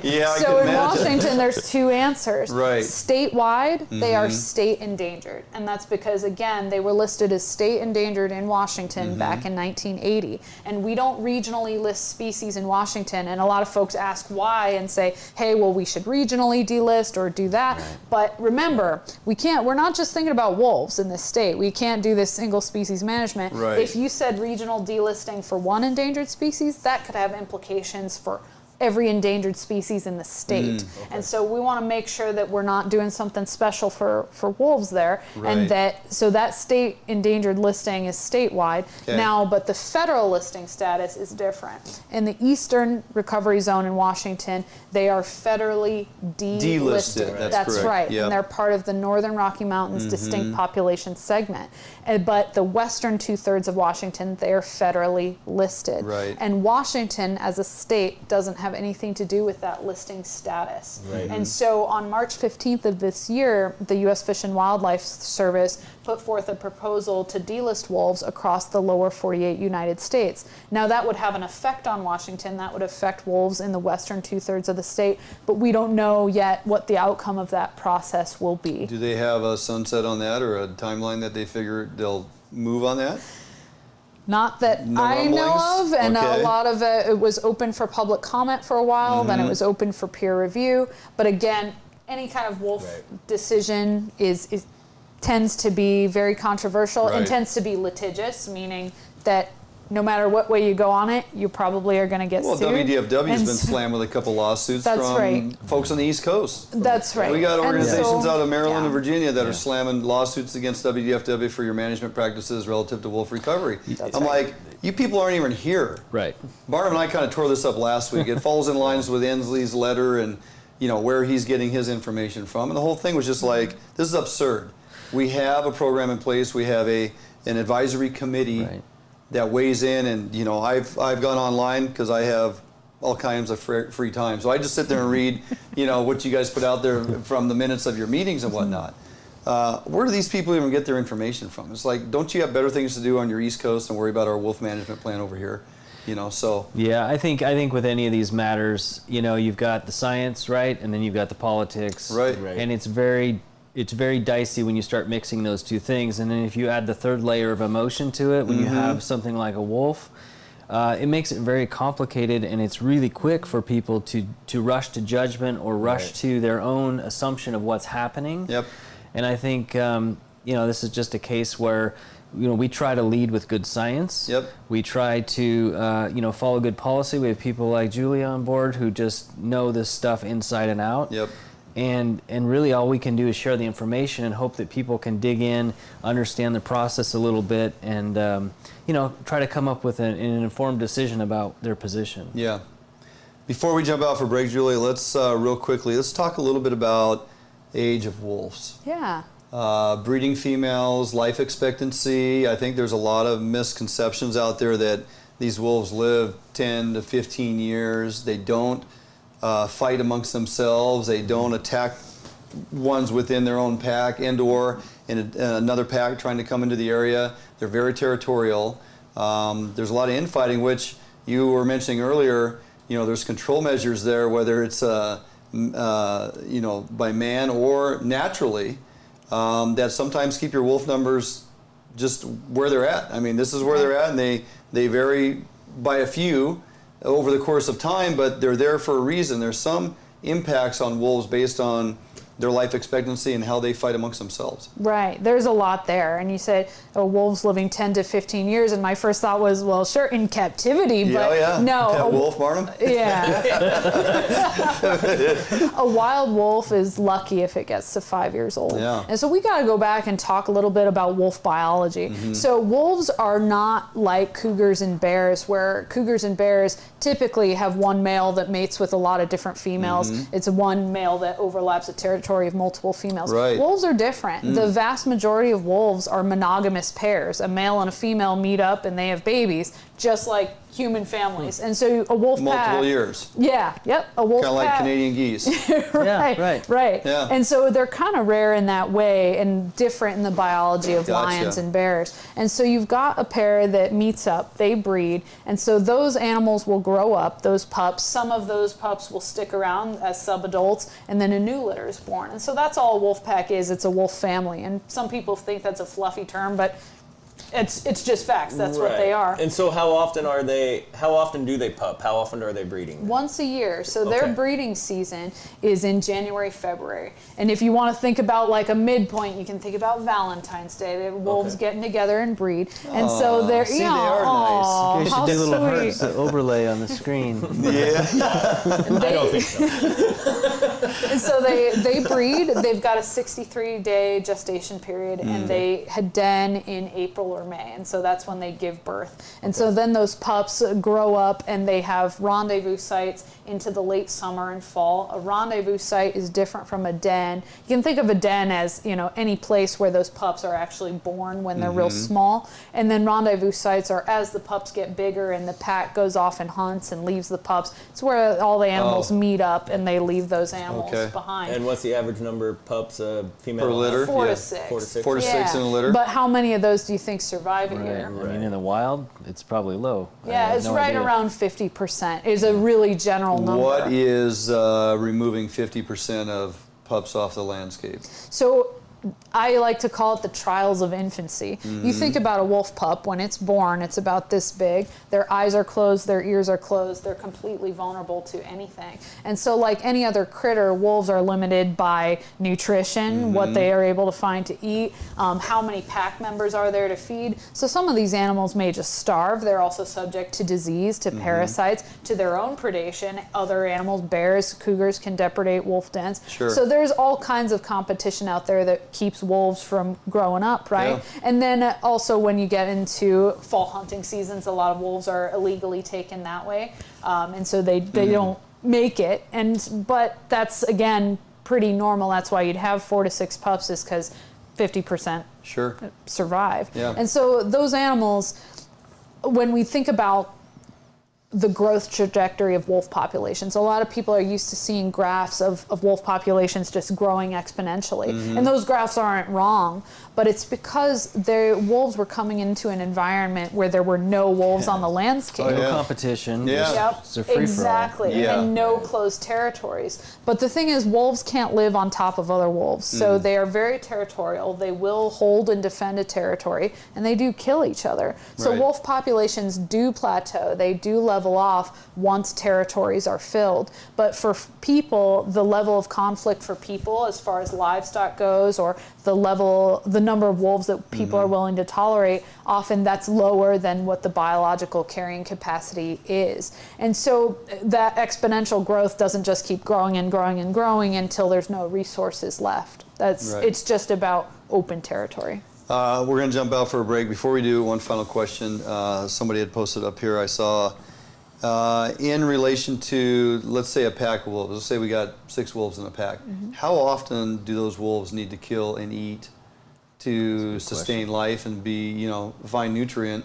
You know, how often is that happening? And they don't just go after large hoofed animals all the time. I mean, that's right. They're scavenging and going after, I mean, they'll chase down a rabbit if they can pin it up against a wall or something. You know, they're opportunistic hunters, right? So how often are these animals having to kill to survive? Do you know? Do we have information? So it's a great question. I want to make it really clear. I'm not answering for Washington here. Correct. I am, because I don't think we have that information for Washington. Okay. This is really, really general, based on a lot of different studies that look at kill rate, predation rate of wolves. And so in really general terms, it's about 5 kilograms of meat a day. And so you could say, okay, a pack of 4 or 5 wolves might kill 1 ungulate a week to feed all of them. But again, really general, and extrapolating from that to say, okay, how many animals are wolves going to kill in Northeast Washington? I can't say that. And that's being studied right now in the Predator-Prey Project. But that's just in general. And yes, you brought up a really important point. Wolves typically are tied to that large body ungulate prey, elk, deer, moose. But there's certain places where a huge part of their diet, if not all of their diet, is made up of beavers and berries. In Voyageurs National Park, during the summer, that's about all they eat. They're eating blueberries. Beaver everywhere. Yeah, and beavers. Which is why they, look at every 20 minutes they take a location, because they need to say, they need to document that they ate a beaver carcass. Well, I mean, beaver's good nutrition, man. There's a lot of fat on them. Right? And they're big animals, too. Yeah, they are good-sized animals. Quite a bit. And, I've personally documented wolves eating turkey, rabbits, all kinds of things. And wolves travel alone sometimes, too, so they're not always able to take down large-bodied ungulates in a pack. Well, I think a lot of people don't really realize also, when you compare them to, say, a mountain lion or a bear, they don't have the ability to put their hooks into the animal, so to speak. That's right. when they attack a larger ungulate, it is jaw strength only, trying to drag them down with sheer weight and pack force of multiple animals, versus a cougar can jump on the back of an animal and hold on. I mean, for a long time until it can get to a chokehold point on a neck or suffocation of an animal to bring them down. Wolves can't do that. Right. It's all with their jaw. And I had mentioned to you earlier, I'd read reports and have heard other interviews and whatnot talking about, you know, they break their jaws. These aggressive 3-year-old males go after a larger animal on their own because they're to that point and hungry, and they end up breaking their jaw. They just go wander off and die over the next couple of weeks. Or get kicked in the head, or get a point of an antler through a brutal life. Through a skull. Being a wolf is not all glamour, right? So it's pretty tough out there. All right, we're going to jump out for a quick break. We got more questions to answer. Thanks to you folks. Keep them coming. Julia and Tom are here for another short time. We'll get to another segment. Ton more questions on our docket here, Barnum, that you and I have come up with. So we'll get to that. But before we do, we got to jump out for a break. We come back. We're going to be in the kitchen to finish the venison recipe with Chef Kelly and Cherry. So don't go anywhere. Take it a break. We'll be right back here on FHN.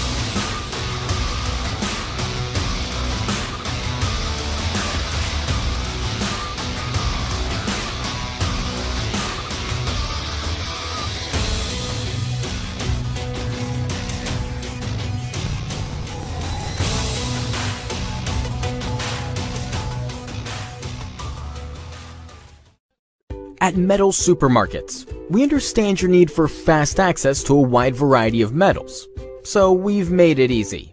Our network of stores carries a wide variety of metal in all different types, shapes, sizes, and grades, with no required minimum order size.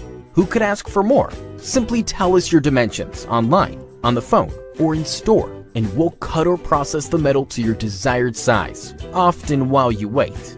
We offer same-day service and can deliver the metal right to your door or job site.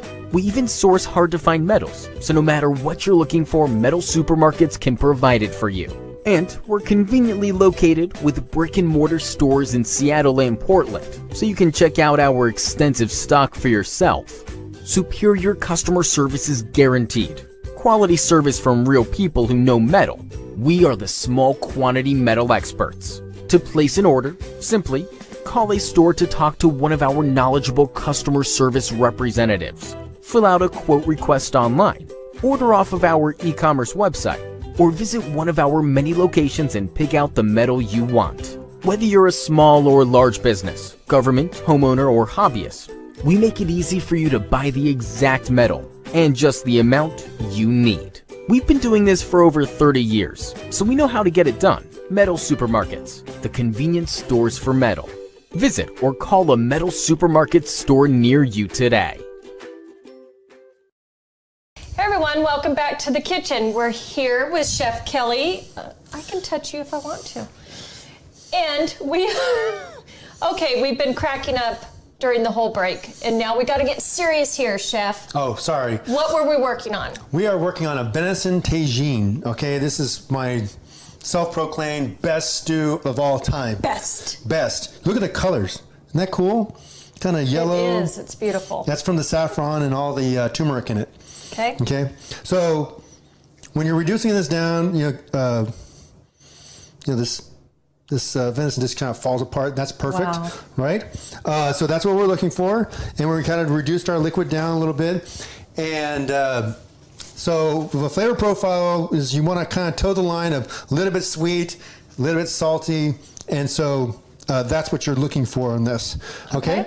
So we kept our chickpeas out because they're already cooked. We're just going to add like Or Probably another half. name for them? Is garbanzo beans. Garbanzo beans. So, which I don't like to cook the heck out of them because then they kind of start to fall apart. And, So you just put them in there after and it just heats up with the... Yeah. Okay. Yeah. All right. And remember that you have the cinnamon sticks in there. Don't bite into those. No, don't do that. Okay. And the other thing that needs to be in there is a little bit of cilantro. All right. Okay. Nice, beautiful green colors in there. Maybe pull that stem out. All right. So is that parsley? Yes, parsley and cilantro. Okay. And a little more parsley. Okay. Okay. All right. So over here we have some couscous. Couscous is extremely easy. It should be a starch that's on your radar if you want to try something a little bit different. Couscous, basically, when you would make this, a lot of Middle Eastern stews are made by what they do is they have a pot and then they have in a strainer your couscous and they let it steam and so it's catching that and that's how it is. Oh, okay. Okay. Way that normal Americans would cook it is just 1 part couscous, 1 part of boiling liquid. Could be water, could be stock, and add a little butter, a little bit of salt, some pepper, and there you go. And okay? couscous. Couscous. And just let it steep for about 5, 7, 8 minutes, and boom, you have couscous. Okay? Look at that. Yeah, easy, easy. Oh. Hey, what are you doing? Hey. You didn't get with the program. Okay, look at all those goodies in there. Carrots, and venison, and chickpeas or garbanzo beans. Hey, I'm just going by what most people know them as. Well, everywhere else in the world, people know them as chickpeas. Then here on Summit Lake. Well, I'll say this, that, soccer. Soccer around the world is known as football. Yeah. But then you get to here, it's like, oh no, we have American football. It's like, okay, well, it's just different, Yep. So look at all those goodies in there. You got apricots, I see the almonds in there, all that good stuff. We're gonna add a little bit of extra virgin olive oil on top here. Wow. Looking beautiful. Yes, it A little bit is. extra herbs on top. Okay, and the last thing is we're going to talk about harissa. Harissa is a spice blend. It's like a hot sauce of sorts, but usually it's kind of a paste, kind of a texture like this. I want to put a little bit on top. Just the color pop is just too much for me. Wow. Yeah, it's made with bakloti peppers, and you're going to have to look it up. Okay. Yeah. Caraway seeds, harissa. garlic, harissa. Harissa. Yeah. Harissa. Caraway seeds, coriander seeds, garlic. It's good stuff, but I tell you the truth, I have actually never made harissa, but it's delicious. I know. One thing I'm going to have to actually start making my own. So there you go, guys. Awesome. Wow. Moroccan stew. This is called tagine. Try it. You can substitute anything. You can do mousse. Moose? Yeah, Moose, if you're lucky enough. Yeah, right. We had some moose before. Yeah, it was good. Yeah. Okay, well, I guess while we dig into this one, we will go ahead and throw it to you guys back in the studio. Welcome back in studio as we wrap it up here. Tom, I'm telling you, you're going to take some of your venison this year. You got it. Huh? Yeah. Yeah. Yeah, if I can hunt, you seem to forget I dislocated my shoulder a few weeks ago. Doing what?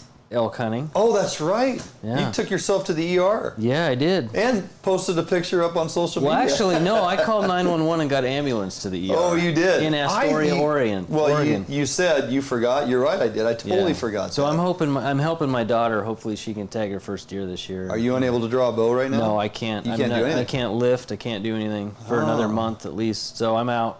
You need to come out with me then. I will. And you didn't have I can rattle. Be my guest. Yes. You didn't have an elk on the ground when you called 911? That was the we've talked about that. No, that's the this worst. This is a long ways back here. If we just called 911, will the ambulance They can help take the pack elk? it out. Put my elk on your litter. Yeah. And drag that I thing can probably out. walk. I'm okay. That's a good idea. I never thought of that. Well, see, Barnum's been there. I've been there a lot. Yeah. All right, before we get out of here, Julia, I want to briefly touch on conflict resolution. We're not going to get into, in Barnum, we talked about this. We have so much more to peel back on this thing, dealing with ranchers, conflict resolution, the amount of monies that are tied into that entire portion of the program, how they come up with that entire process. That's a whole other area for another person.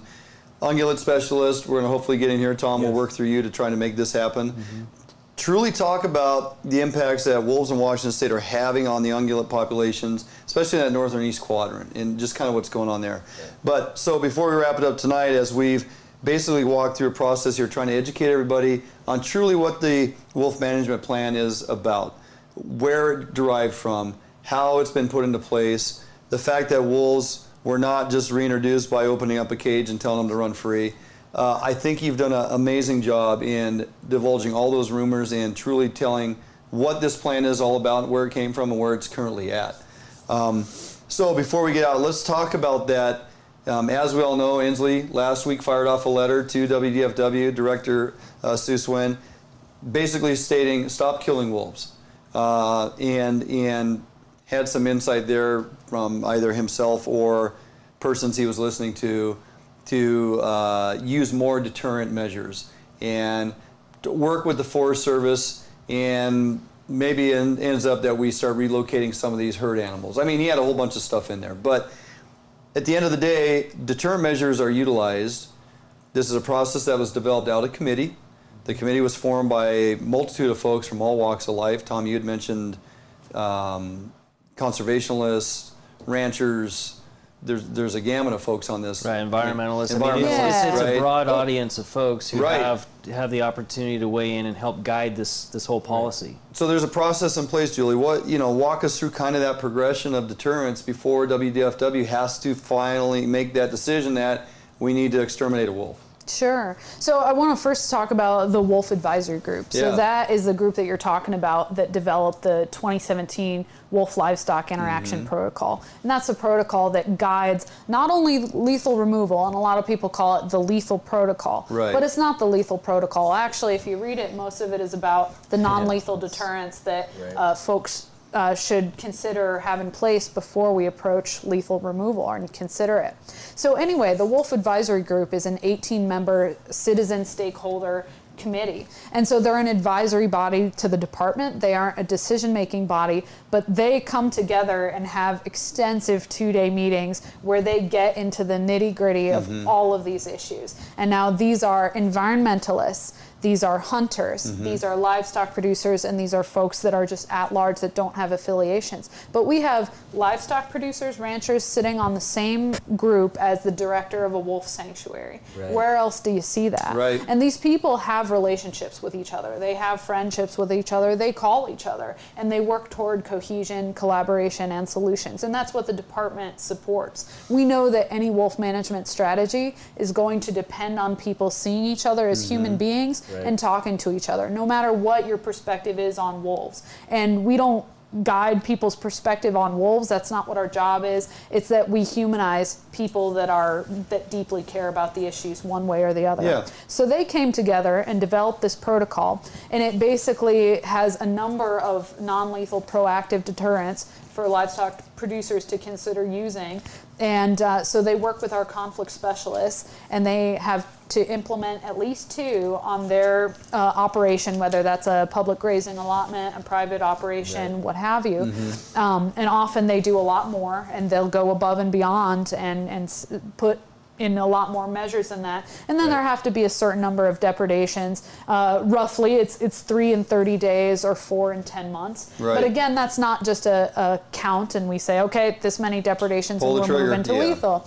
We convene a large group of department staff, on the ground folks who are dealing with the situation directly, and decide what's the best way to mitigate conflict here? What's the best way to prevent more depredations from occurring? Because again, our value isn't about whether we're going to move toward lethal or not move toward lethal. We really are trying to mitigate conflict. That is everybody's shared value, is that we don't want to see more depredations, more dead livestock, and we don't want to see more dead wolves. We want to do whatever we can to prevent that from occurring. And so that value of preventing conflict and getting it as close to zero as possible. It's really important to note it will never be zero. We'll never get it to no depredations and no dead wolves, but as close to zero as possible. That's consistent with the directive in the letter. Yeah, yeah. Well said. Couple things before we go. One, if folks are interested and want to get online and locate some of the information that's put in a nice little package for a wolf recovery plan and the planning post-recovery plan, where can they find that? Yeah, so folks should go to wdfw.wa.gov/wolves-post-recovery. But an easier thing to do, just go to our webpage and type wolf into the search bar. That'll bring up our gray wolf conservation and management page. You'll see a link to the post-recovery planning page, which has everything about developing a new and updated wolf conservation and management plan. And then I also have to plug that, well, my standards need to go way up now after being on your show, but we're doing a digital open house on October 15th from 6 to 7:30 p.m. Folks can tune in and we'll be there talking live about wolf post-recovery planning in the state. Again, we've got to up our game a little bit after being on the show, but I have to plug that. And I also want to say that, you know, wolf issues are really important to people, no matter where you stand on the issue. We want folks to be involved. We want to meet you. We want to hear your voice. The Wolf Advisory Group meetings are open to the public. People can come to them. People can listen in. People can even give public comment. If you can't attend, we post the notes of every single meeting online. There's lots of opportunities to engage in this. And then beyond that, recruitment for the Wolf Advisory Group is currently open. We have 4 vacancies, and we're actually looking for somebody to represent the hunting community to fill one of those vacancies. So again, just go to the website and put in the search bar wolf, and you'll be able to find all that information. Thanks for bringing that up, because I was going to close with that to remind folks or let them know the email came out, the auditions for the wolf recovery group or committee, is open now. Advisory group, and you're looking for somebody from hunting to represent on that group. When does that close? Do we know? So it closes in about a month. I think we announced at the beginning of the week, so a month from then. So there's still lots of time. And we value folks who are willing to come together and have discussion and value cohesion above all else. And is that a 2 or 3 year term? It's, I think we have it through 2021, so 3-year term. Where does that group predominantly meet? Here? So all around the state, Olympia, Ellensburg, Spokane. Yeah, we try to switch around the location of every meeting. And then the other one thing, folks can sign up to receive updates in their email inbox about wolves in the state. So again, if they go to the page, you'll see a link to sign up for wolf updates, and those are emailed directly to you. Barnum and I get them whenever they come out. Great. All the time. Perfect. Thank you so much. Thank you so much. Very valuable information. And see, we're not that bad. Nobody's throwing rocks at you. I'm thrilled to be here. Yeah, this is great. Tom, any final words? No, just again, I want to thank Julia for stepping into this forum, because obviously this is an issue near and dear to everyone's hearts who hunts and fishes and it has an outdoor lifestyle in Washington. And I think it's important to recognize that there's a ton of work by a lot of really talented people going into this issue.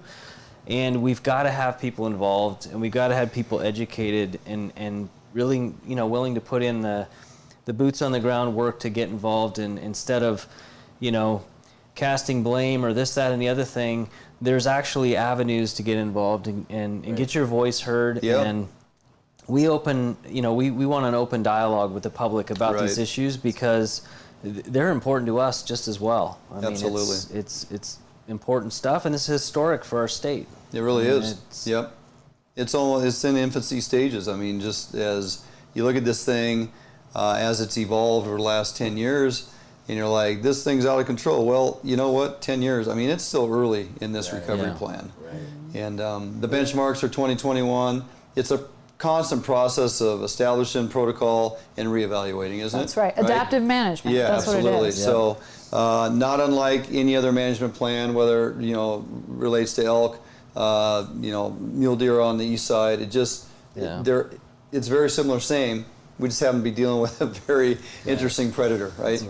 It's a new apex predator on the landscape, and I think Julia said that best. You've got cougars, you've got bears, and these are known quantities, but now you're bringing in a pack predator, right? And so there's a different dynamic there, and as we talked earlier today, I learned so much about just the way wolves sort of interact on the landscape, and you can't apply one thing to every situation. It's very situational, and I think the adaptive management approach is certainly applicable here. Who do we bring in to talk about the grizzly North Cascade recovery plan? It's not me, and it's actually not even our agency. Okay, perfect. With that, I had to throw that in there just to stir it up a little. Hopefully, we shed some light on things for absolutely, people. Build some myths, and let people know that there actually is a management plan that's being worked by, and it's not just fly by the seat of your pants. Well, and I encourage you to download that plan and read it. If there's an issue that's really important to you, I guarantee you it's covered in there. It's in there, Well, keep up the great work. We have more to unravel in the realm of wolves with some other folks involved in this monstrous plan, so we will get to those as soon as they're willing to come in and spend some time with us. Ain't that right, Barnum? Yeah. Our door is always open. We don't bite. We don't bite. Absolutely not. Thanks for hanging in there. We got a number of folks that hung overtime with us this evening just because the topic is so dynamic and our guests are fantastic. So we thank you for joining us each and every week. We will be back next Thursday. Blake has the helm. David's off again. I can't keep you guys in the same room more than one show at a time. I guess I'm going to have to up your pay. Are we going to find a nickel on the floor? You may. You'd be lucky to find a cent. Even a penny. A penny would be a step increase for both of you. All right. Thanks for hanging out with us. We had a great show. A lot of fun here tonight. Lots of very good information. If you have questions that resonate after our information this evening, throw them up on our Facebook page. Throw them up on our messenger. We'll try to get the answer. If Barnum and I don't have it, if he's not hiding it under that head of hair of his, we'll contact Tom and Julia, try to get your answers for you. So appreciate you showing support. Check out what we got going on during the week on our Facebook. Stay interactive. Get out, hunt, fish this week. Good luck to everybody on opening day, and we'll see you next Thursday.